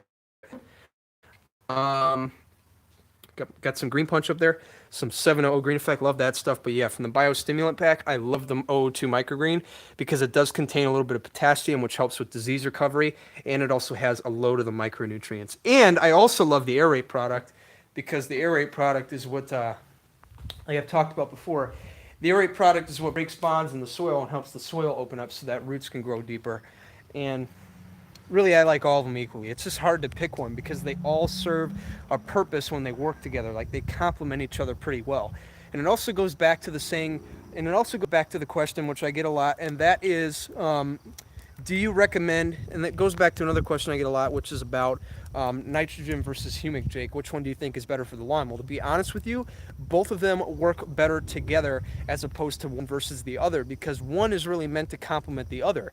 A good example of that would be that humic acid, its main job is to help chelate nutrients and make them more readily available to the plant, like the nitrogen, like the phosphorus, like the potassium, like everything we put on the lawn. The humic is like that straw that we put in our coffee so that we're able to drink it more efficiently. It's the same with the lawn, right? The product we're putting down is the coffee, and the humic we put down with the NPK products and the micro products is what helps those nutrients more efficiently get into the plant so that they can be utilized at lower rates. And like I said before, it goes back to the paradox, less is more. Okay, now I'm starting to make it seem too much like in my videos here, so I'm gonna go ahead and sit this back down. But I know you guys appreciate what I'm trying to do here, right? I'm trying to bring a little bit more life into the stream.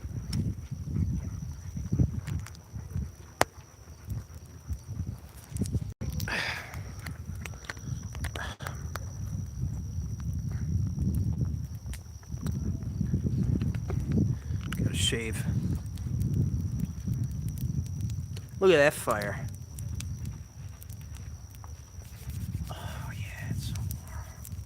It's actually pretty chilly tonight. Perfect night for this.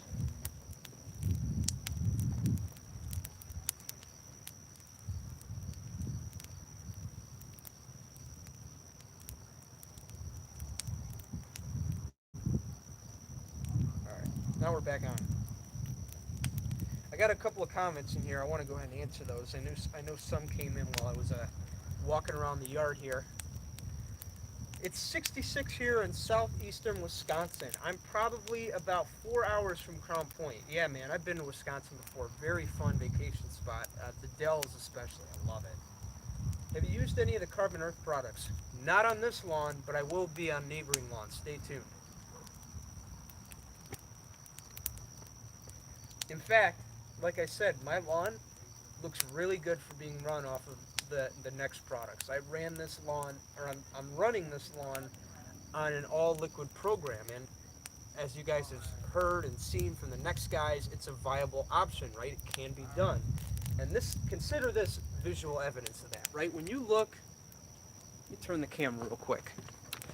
When you see something like that for a lawn that's only been treated with liquid fertility and liquid aeration and all that good stuff, that's evidence right there. This lawn hasn't had a drop of granular since fall of last year. And you could see it looks double dark. It looks really good. Now we do have some disease in here, but again, that was expected because when I left and went out of town for a week, these areas right here weren't getting enough water because while I thought I had the sprinklers adjusted right, um, well, I thought I had them adjusted right because, you know, it was my first time fine tuning them, adding onto it. It turns out they weren't because when I connected two sprinkler heads, one of the biggest problems I had is I lost a little bit of pressure. I lost a little bit of pressure connecting two sprinkler heads, and I wasn't using the right settings, so I wasn't getting a little bit of that mist that I wanted. And instead of having that mist in between to create more of a consistent stream, it was more of a straight arc, like straight in, straight out of the sprinkler with very little mist interference, and because of that, it resulted in an uneven application. But yeah, all liquid on this yard, looks really good. Again, we got some disease right there, but that's only because I haven't been treating it regularly, and like I said, the irrigation was a little bit off when I went on vacation. But now I got that fixed, it's starting to recover, and we're going to be overseeding this and pushing it with a little bit of liquid nitrogen in the next week and a half or so, as we are going to be introducing another package from the line to help, you know, to help the seed when I put it down. Put this back here.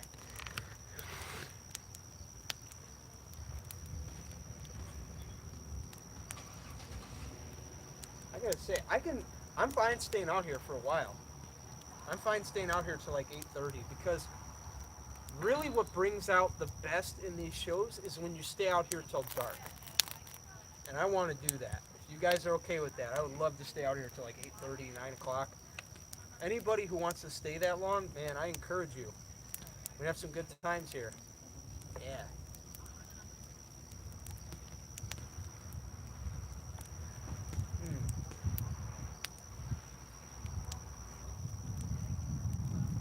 I almost got the Orbit sprinklers, but ended up getting Melnor rotors instead. On stale, $8.99 cheap, bought 4.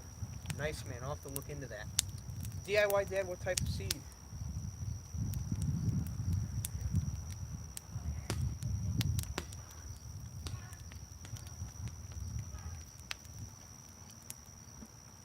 United Seeds South Roller. Awesome. Looking dope.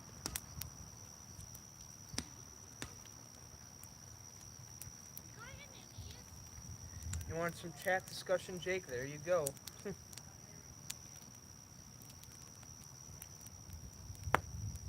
Anyway, cool to see you guys like that. I think I may go all liquid in the front next year. Thoughts? Aiden, do it. Do it, brother. Do it. Just do it, man. There's no shame in that.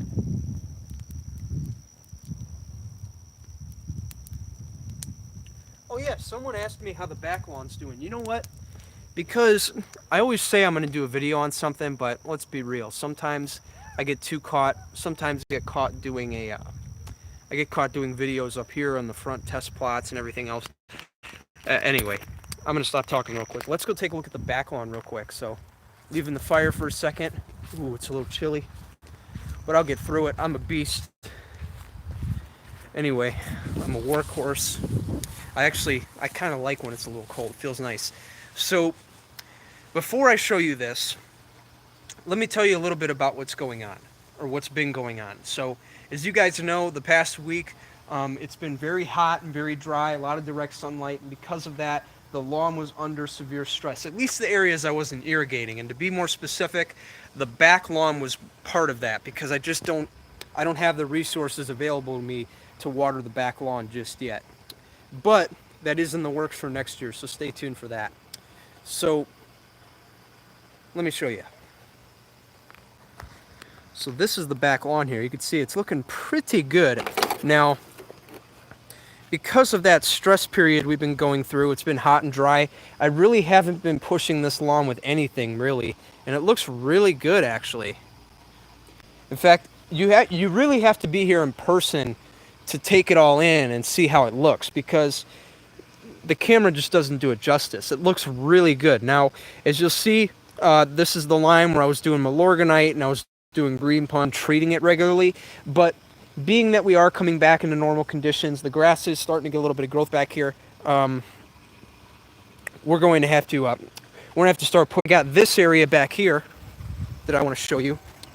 By the way, just to show you guys how real it is around here. I do get weeds that grow up in the areas, and because I haven't been mowing back here, I've actually been getting like 3 weeks, and this is what happens. So I gotta either spray these or pull these out, and that's gonna be tomorrow. But yeah, I do have to cut back here, but I've just been hesitant about it because of the weather being on and off, just letting it grow a little bit. And you can see I got a ton of weeds back here. Just let them come in because the lawn's so weak, and I haven't been back here to mow it. But that'll be changing. And then we got this area right here.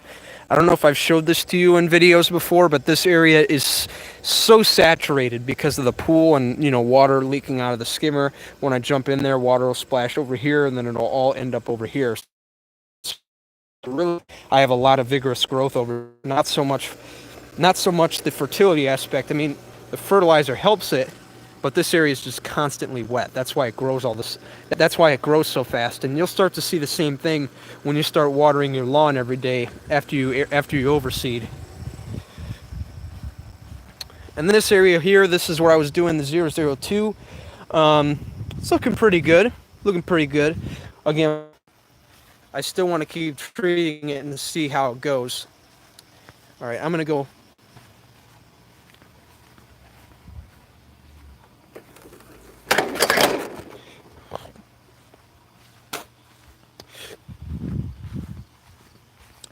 That sunset, beautiful. I'm sure this is an iconic shot right here. I've seen a lot of shots like this when I lived here. All right, I'm gonna go ahead and put it back on the stand. But yeah, you know what's funny about that?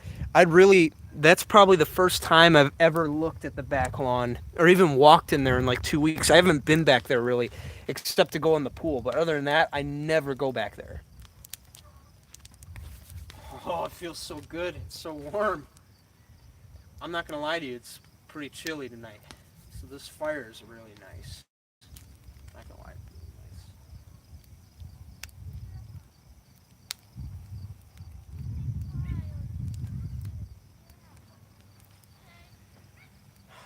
Pulled the John Perry and dumped 30 ounces of Humic 12 last week on my Bermuda, where I had a bunch of bare spots from a goose infestation. I must say I adore that product. Yeah, man.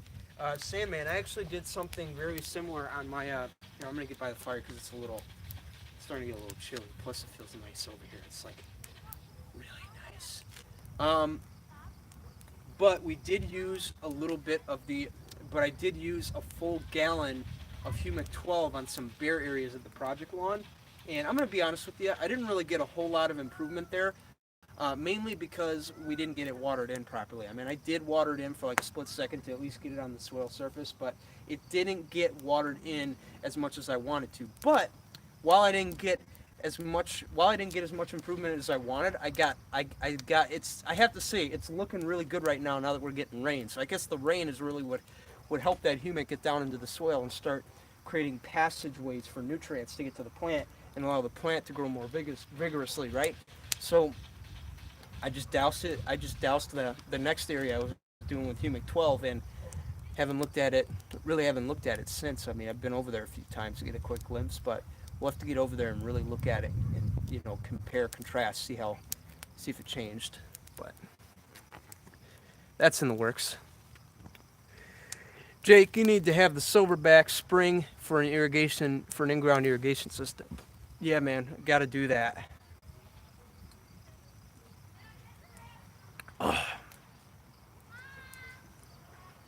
By the way, did you guys see my new haircut? For those, I know the chat's a little quiet. Got some comments coming in here now, but check this out. So I used to have like a part right here. It's like the iconic JTLK haircut, right? It's like put a line right here, spike it up. But what I'm trying to do is I'm trying to grow this part back so I can bring the part a little further back. So, you know, so in that way when my hair grows longer, it doesn't look stupid, right? So I'm gonna have the part back here, and then I'm gonna part the hair back this way. But in the meantime, to cover it up, parting it this way to cover that area up. I mean, looks all right. I'm not a big fan of the hair just sticking up in this corner, but it'll grow back. No big deal. All right.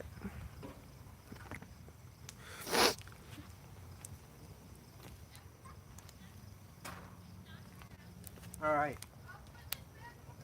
Here, I'm gonna move over a little bit because it's starting to get a little cold because it's getting darker. This, just like I predicted, it was gonna be a great fire night.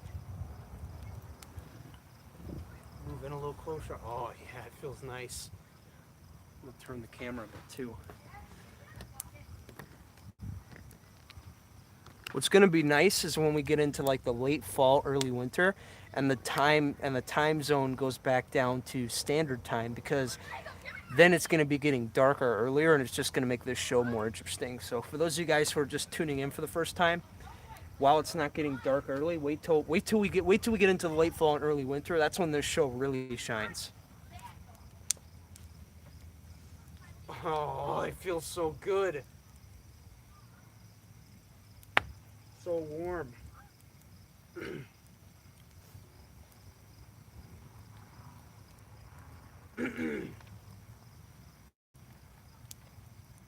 What am I putting in my hair to make it stand up? Lambert 1702. Great question. My favorite product is the heavy hold pomade by Crew. You can get it at Walmart for like $15. Really good product. Like I said, it's heavy hold, so when you put it in your hair, it's really gonna hold the hair so it stays clean. And then to follow it up, I like to comb it. I like to comb it so it looks straight, and then I like to work my fingers in there a little bit, make it stand up a little taller. That's how I like to do it.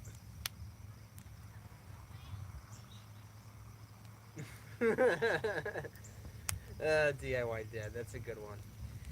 I spoke with the product manager at Toro about the sprayers, and they just got an independent trial from UC Fresno, and they got a 30% reduction in water usage. Really? That's interesting.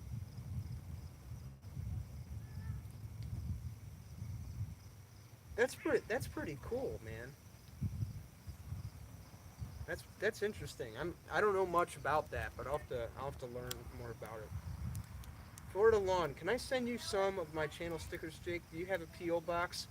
No, but Florida Lawns, I don't have a P.O. box yet. So what I'm going to do is I'm going to put my email here. Put you my email here, and I'll email you my mailing address,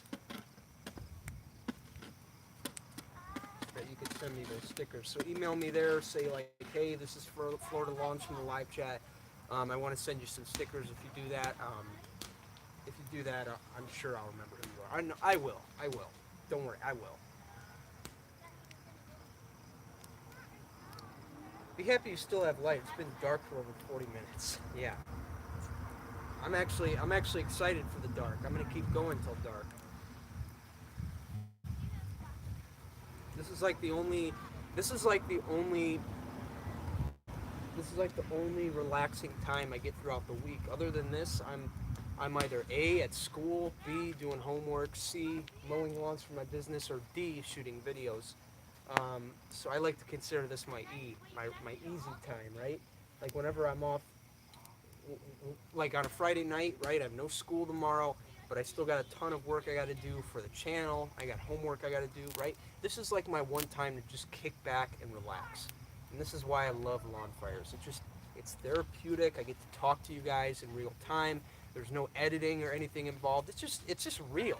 You know what I'm saying? It's therapeutic for me with how much I got going on. Oh man, that stuff off the keyboard. Fire's looking a little weak. Gotta strengthen it up.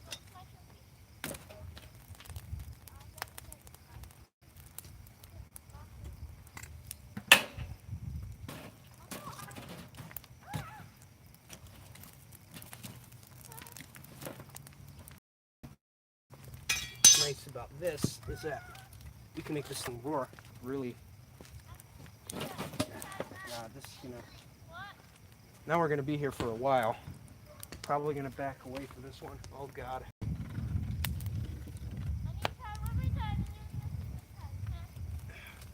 No. Damn it. That fell.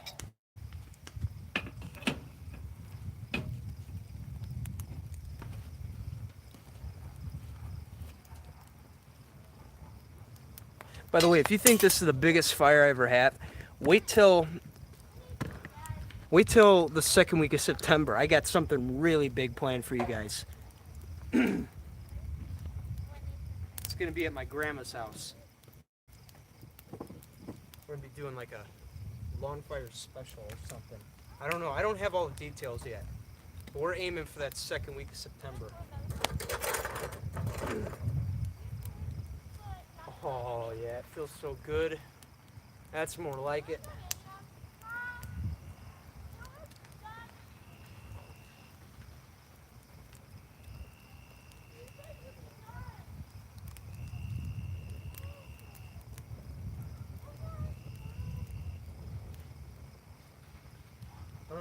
Live chats are always the best. Yeah, man, I love it.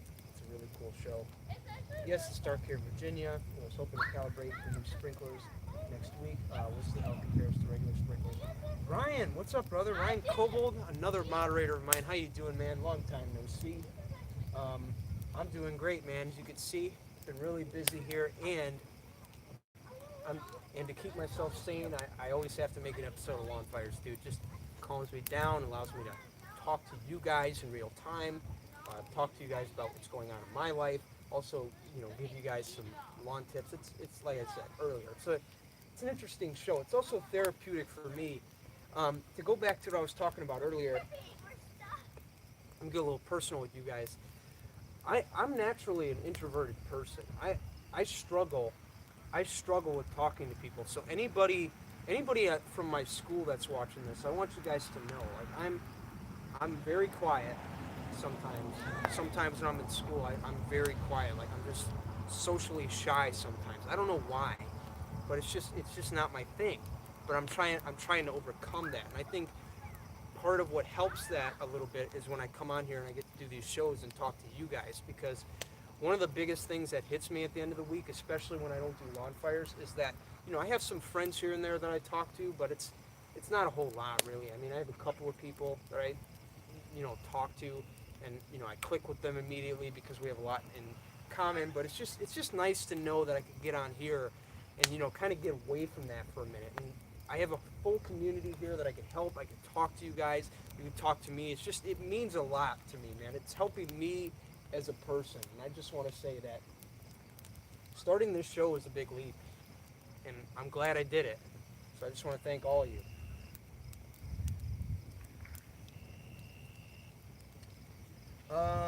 Sorry, I'm back. That's all good. Burning Man? Yeah, she roasting now. That's right, brother. Somewhat of a cold night in Indiana. Yeah, man, it's pretty nice. Aiden's the opposite, huh? That's cool, man. Yeah, man. Any help I can get, man. I appreciate it. Killed crabgrass with some tenacity and a few weeks back. Do I need to remove the dead remains before aerating and overseeding?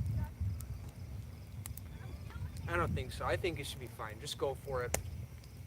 Because remember, by the spring, all of that will be decomposed, and then whatever doesn't decompose, you can decompose using the dethatch product. That'll help. And you want to use that in the heat of the day. That'll help decompose all that stuff, put it back into the ground, so it can be used as a food source for the plant.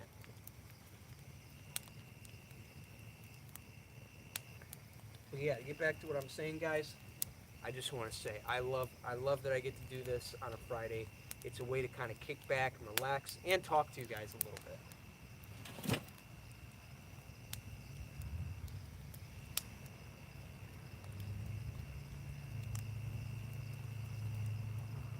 Whoa. Now it's starting to get wimpy on one side.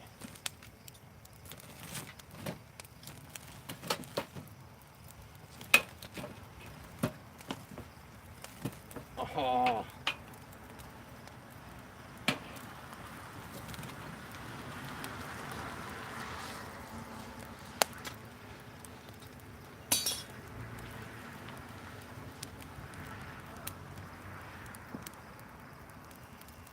Now it's roasting.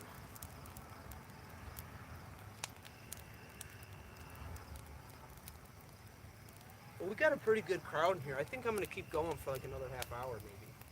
And then Aiden, you and I, we gotta Don't forget, man, we got a call after this. We're gonna catch up, me and you, man. It's been a while.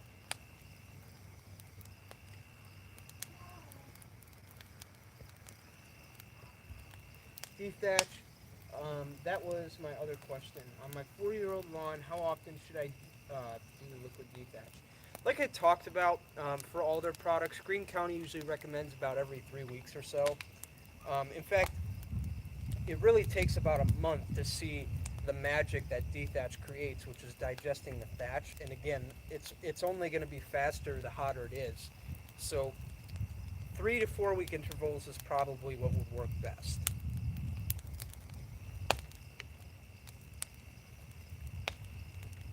Mhm. How long you running that show tonight? Aiden, I'm just gonna go till 8:30 because I just want to go till dark. This is my last batch of wood here. Actually, you know what? Here's how we're gonna do it.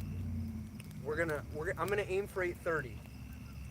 I got one more piece of wood right here. We're gonna go for as long as it takes to burn. Let me show you though. It's not. Don't panic, Aiden, because it's not that big. This is literally it right here. Just a small piece. All right.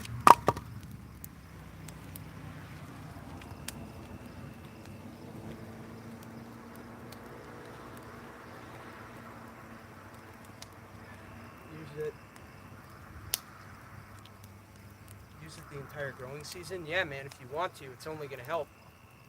That's the nice thing about all these products is that you really can't go overboard with them. Now the green punch, if you apply that improperly, maybe, but everything else, it's only going to help.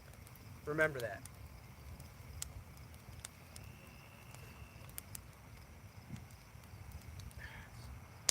Mosquitoes are starting to get bad too, man. That's one thing I don't like about getting rain for like 1 to 2 days is that humidity kicks in, and then the mosquitoes want to get all aggressive.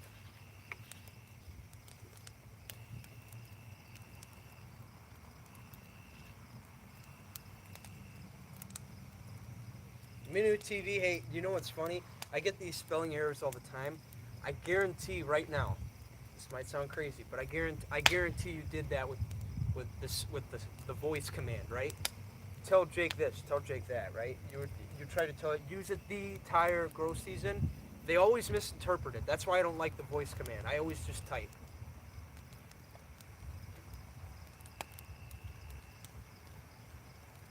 Are you going to still do content during winter dormancy? Hell yeah, brother. We're gonna keep making videos. Here's one thing I like to do. Here's how I like to run my year of lawn care on the channel.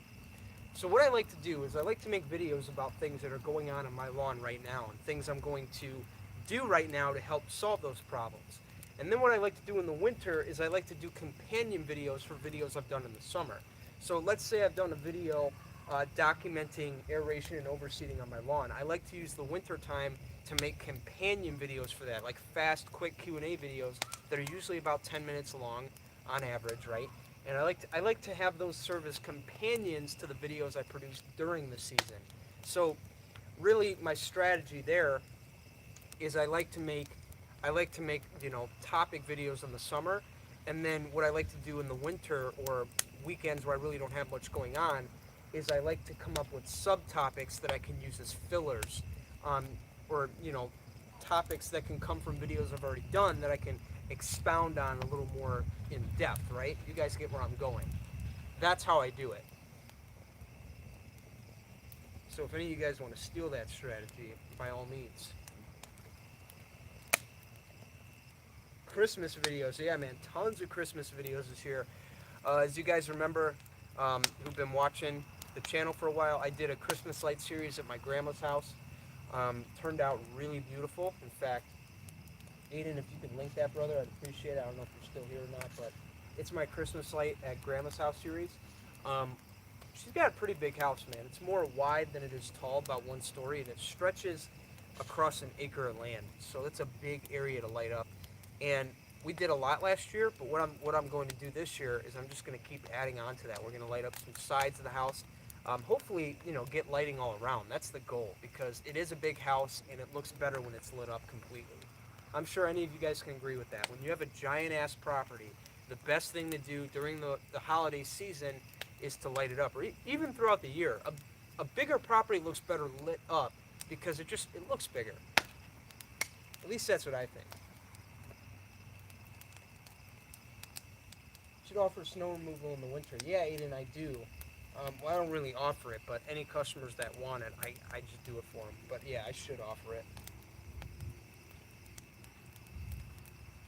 Was that your grandma playing piano in last year's play? Ah, you caught that, Lambert. I knew what you were gonna say because in the last video I did, I had like a slow jazz tune or slow jazz piano from like the 40s in there, and a lot of you guys kind of picked up the vibe that my grandma played that. No, my grandma. Listen, my grandma may be old school, but she's not that. She's not like that old school. She's not like stereotypical old school where she plays the piano. In fact, what's funny is that if you met my grandma, you'd probably be surprised for how old she is. She's like entering her 70s right now.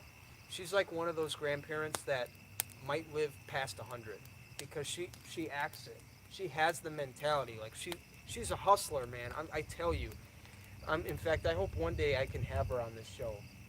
Maybe one day if I can come up with a reason to justify it. Oh yeah, right. I'm going to be doing that show at her house second week of September. Maybe we can get her in there, and that's going to be a big show. You don't want to miss that one. I'll be sure to let you guys know about it. But yeah,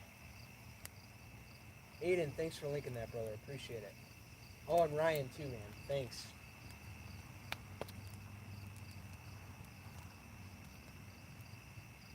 Here, let's see if we can speed up the burn. Stoke it.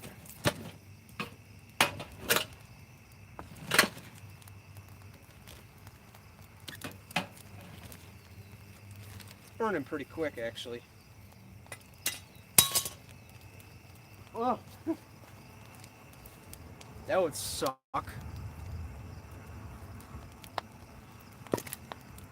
We're just gonna let that run for a bit. I'll bring my trusty piece of wood over here.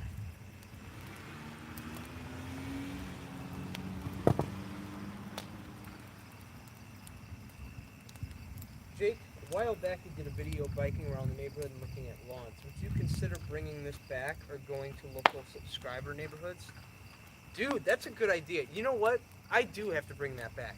You see, what happened with that was originally I was gonna pick a week out of every month and I was gonna go around the neighborhood and that was gonna be my filler videos. But I was gonna call it a series, neighborhood biking with JTLK or whatever, right? Lawn Scouts. Yeah, neighborhood lawn scouts. That's what I called it. And what happened was I just got so busy, right? I got so busy mowing lawns, and then I had tons of projects I was doing around here. And because of that, I forgot about it. I forgot about it. I never got out there and did another video. And as you guys know, the spring was, whoa, with all the applications I was doing on both of these lawns, I was busy. And the project lawn I was doing with Alan too, a lot. So I just got caught up in project lawn stuff throughout the month, or really throughout the majority of the season, really. And that really, that really did a lot. Yeah, lawn scouting. Everyone should do Christmas light videos. Yeah, man, we got to see what everyone can do. Everybody's got some secrets. I want to know their secrets. You don't want to be that guy. I don't want anyone to know my secrets. Trust me, you do. When you let people know your secrets, it opens up doors that you never thought could open before. I'm just going to say that right now. And that's as far as I'm going to go with that. That's what I've come to learn. Share your secrets. You'll thank yourself later. There we go.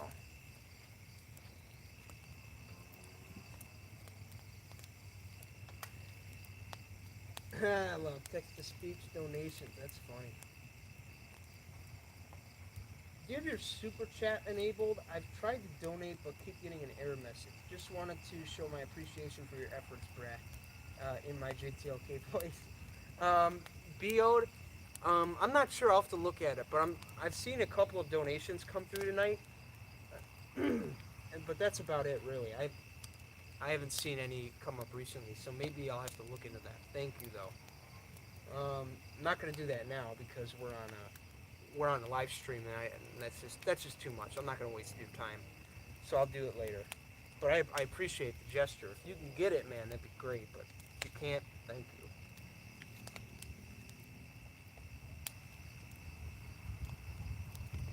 you. It's on. Just come on the stream and off, and you should be able to donate. Oh, okay, good idea. Reset it.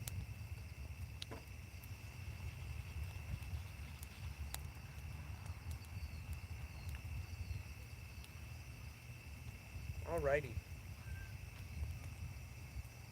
Still waiting for this to burn.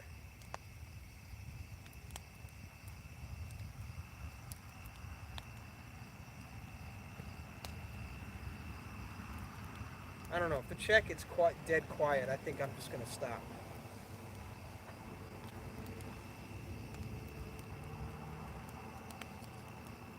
Anything else?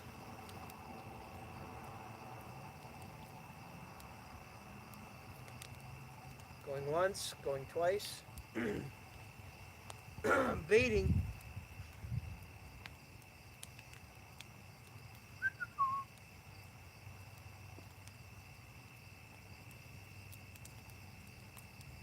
Oh yeah, this is a good one. Do you see many bent grass lawns out there?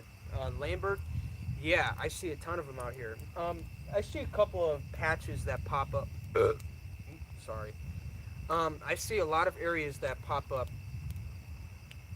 A couple of small areas that pop up on my customer lawns. But yeah, other than that, not a whole lot out here that it's a real problem. In fact, they can be treated with tenacity. Um, but we have some lawns up the street here, some older lawns in the older subdivision right next to mine. Those lawns, a majority of them are buffalo grass, and I gotta say, buffalo grass, as much as people talk about it, it actually looks pretty good. I mean, I can't really speak much on it because I don't know much about it. I've never grown buffalo grass. Bent grass, not buffalo grass. Bent grass. Buffalo's like freaking prairie grass, dude.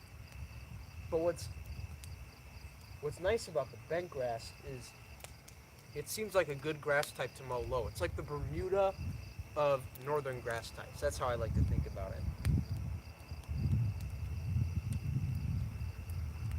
Tablet keeps going off.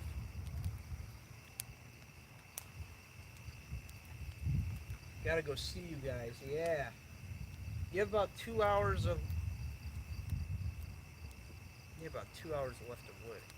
Bye, Grace. DIY Dad, thank you for tuning in, brother. I appreciate it. Never heard anything from Big Sprinkler. Aiden, I'll have to get back to you on that. I haven't heard much yet. They're still pending approval. Bent grass is a weed here. My sister's lawn has bent spread everywhere and it's taken over almost completely. Not intentional. Yeah.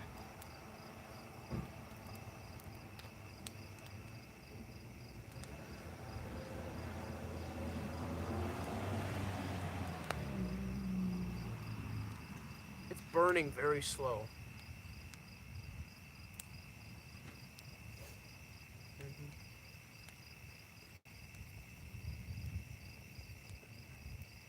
When is the next GIE show? Minow TV?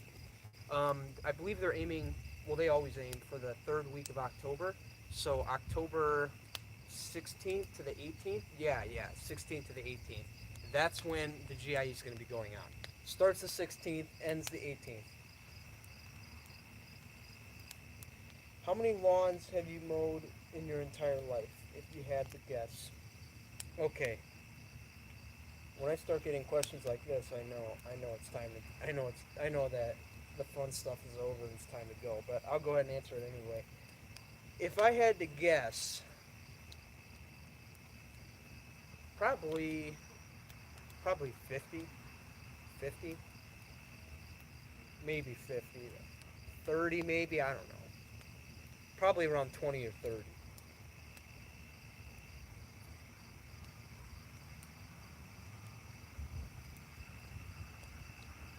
Are you live streaming from GIE? That's the problem. I don't know about that because typically what I do is I get in early and I leave early, and I do that just to beat all the traffic. So probably not going to be streaming from Louisville, but I might have to do something at dinner. See, what I might do, and I think this is a good idea because typically what I do um, when I go down to GIEs, I spend all day talking to vendors, trying out equipment, and then later at night, what I like to do is I like to. What was I going to say? Later at night, I go out to dinner with the top players of the community. I go out with John Perry, Alan Hain, Connor Ward, Brian Knorr, Paul Castleberry. I go out with everybody, right? We all go out to like this. We have this like traditional dinner that we started last year, this annual thing. I believe we're going to turn that into an annual tradition where all of us just go out to dinner and eat and talk business.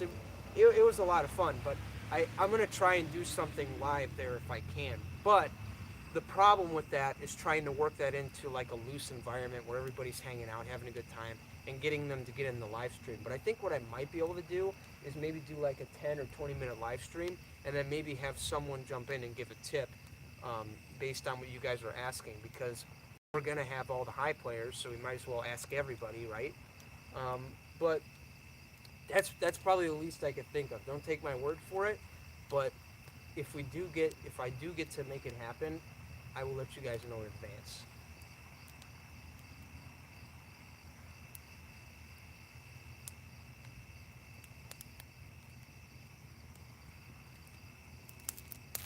No, it's a yeah, Aiden.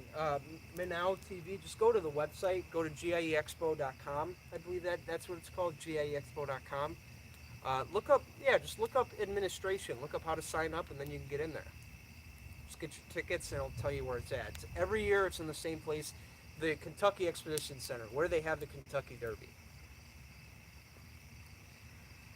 Will you be doing karaoke this year? What song? So, will I be doing karaoke this year? And if so, what song? That's a good one. I'm not sure if I can do karaoke in the first place, because the last time they did it at a adult bar, so I wasn't old enough to get in there. Obviously, I got to wait a couple more years. But if I do get in there and I get to sing, what song would I freaking sing? I don't know. Let me think about this one for 1 second. This is a good one.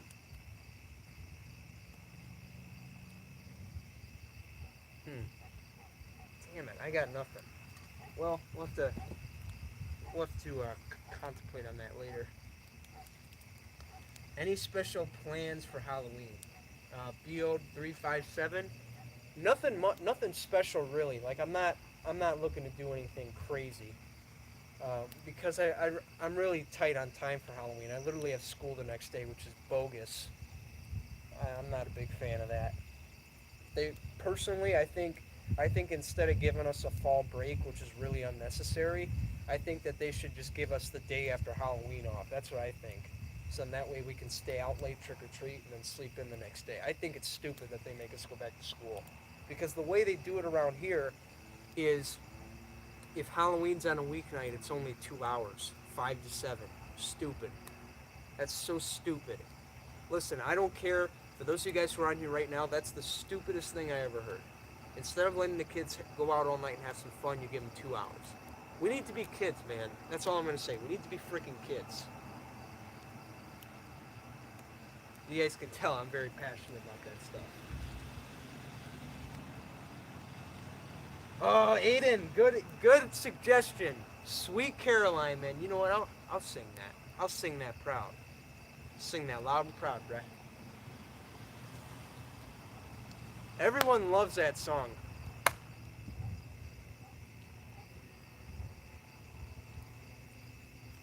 All right.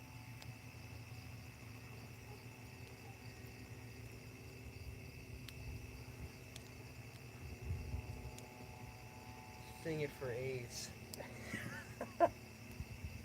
Sweet Caroline. Bum, bum, bum.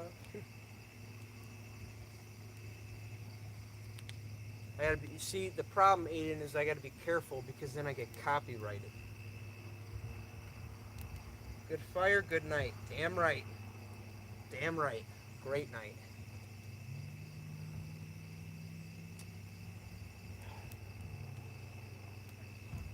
It's funny. This place was so lively an hour ago. Now everybody's gone out to bars.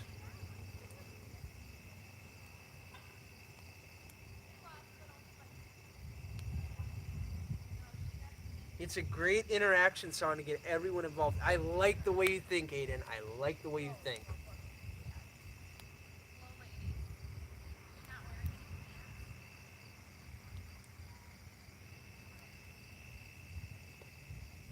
People don't.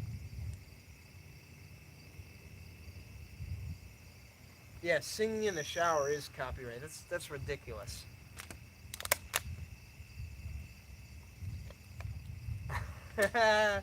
Good example though.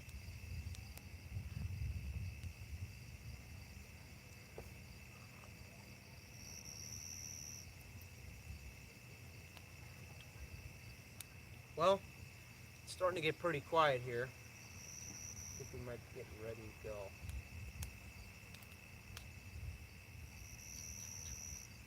I'm just refreshing it here. Yeah, numbers are starting to go down very slowly.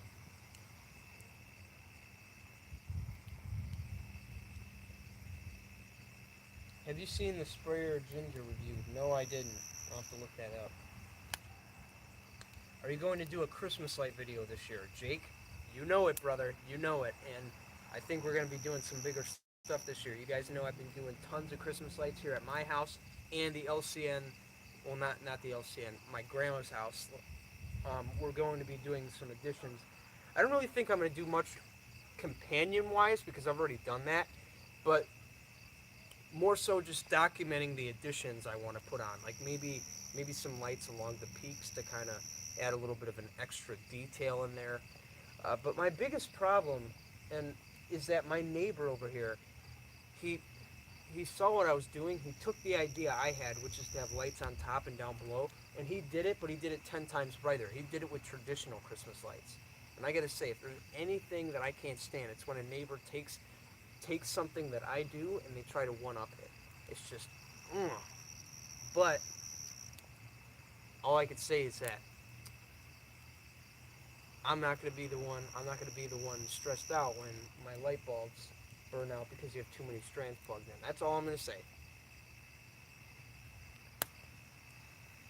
Good video idea. I'm totally doing a Christmas decoration video, exterior illumination for the wind. Yeah, man. They are really cool. Flow Zone, Tornado, and Typhoon 2V are epic. You must do a review. I'd like to see your take on it. So Typhoon 2V, yeah, I'll have to look that up, and then I'll have to try and reach that out. Lambert, I got your comment, but I don't want to show it. Yeah, you know what, I'll show it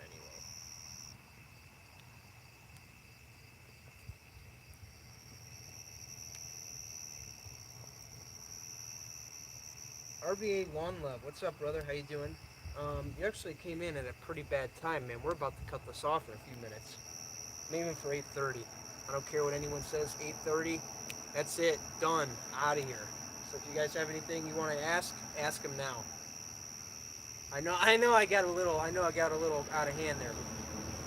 I got to cut this off at some time, man. I want to, chat with Aiden on the phone a little bit and maybe go inside, watch a couple movies, chill out. There's one movie I really like. I watched it last week.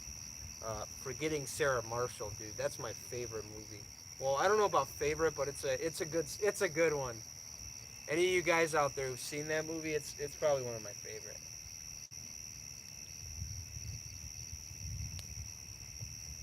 Yeah, RVA knows what I'm talking about, dude. It's too funny because just watching this guy try to get over the fact that him and his girlfriend of 5 years have broken up, dude. It's the funniest thing because the dude's literally crying. It's so funny. Did you watch Geek to Freak back in the day? Hell yeah, Lambert. Listen, that guy was the shit back then. I loved watching Geek to Freak. He was cool. I guess one thing I really liked about him though is what he did was very innovative, right? Like he shows the hustle, and I appreciate that, or at least he showed the hustle, and he showed us different techniques on how he cut yards, and I think one of the most inspiring messages he gave was that all of us lawn care guys, no matter where we are with our lawns or with our equipment sweep, right? It's you start somewhere, right? And what he shows us is that you don't have to have that big fancy equipment to get the job done. You just need to have a mower and a good work ethic. And I really appreciate that. I've learned a lot off of that. Now, albeit I am looking to get some bigger equipment because I do love the time efficiency, but it's a good message for all the starters out there who think they have to have all the good stuff. He did a really great job of conveying that message that no matter where you are in your lawn care journey, just start. Just start with what you have and it builds from there.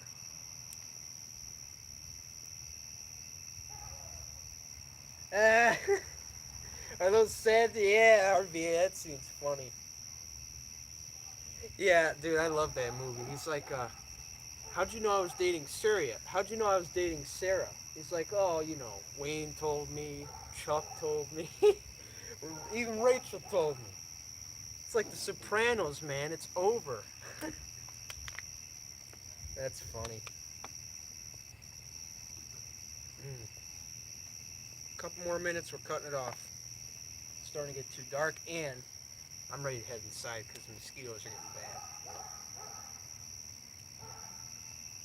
bad. Like a baby.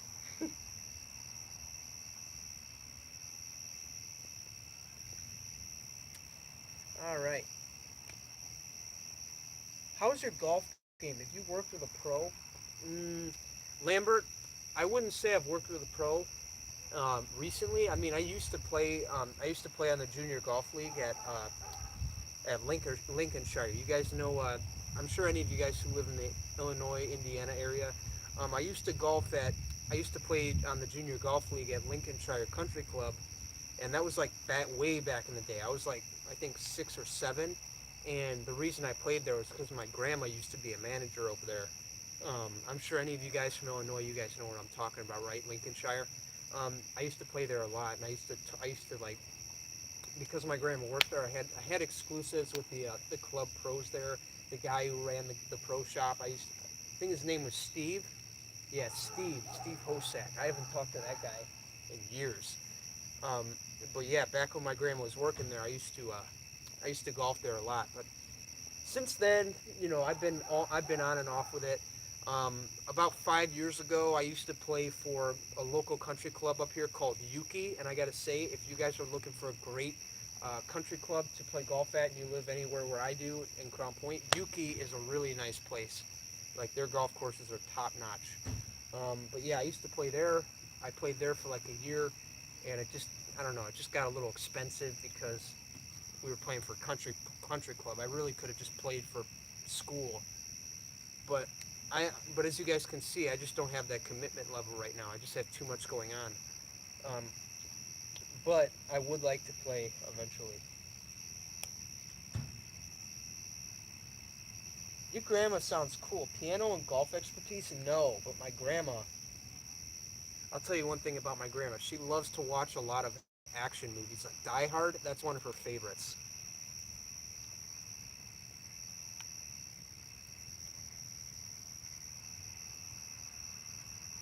I played golf a lot back in the day since I was 6. Haven't played a couple of years, sadly. Yeah, DIY dad. Listen, I'm with you, man. Anything, man. Anything to get out and start swinging the club again. I miss it. And what's funny is that it brings back a lot of memories too, because my half grandfather, my grandmother's second husband, he used to take me. At least I call him my grandfather, but anyway, he used to take me on my golf trips all the time when I played at Lincolnshire, man.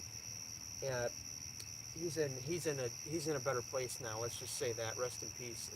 9 years later, he's been gone for that long. But he used to take me to my golf games, and I gotta say, man, there's so much I remember, man. Like he was one of those guys where you tried to correct him, he didn't care. He was just stubborn. I'm sure you guys can relate to that. We've all had that grandfather in our lives where we try to tell them how to do things the right way, but they're just so stubborn. they're so stubborn. They try to do things their own way. Like there were times where I used to there were times where he would take me out and he would get a little you know, him and I, we had a good connection back in the day. But when I would screw up on my golf swing, he would get like impatient with me and he would just yell about it. And then one day he was showing me how to swing, and I told him, you know, you sure you want to step back so I don't hit you? And he's like, oh no, I'm fine, just stand right here. And I'm right here, about to hit the golf ball, right? I take the swing up and I hit him right in the face. I'm like, I told you, I asked you to step back and you didn't. Man. Good times.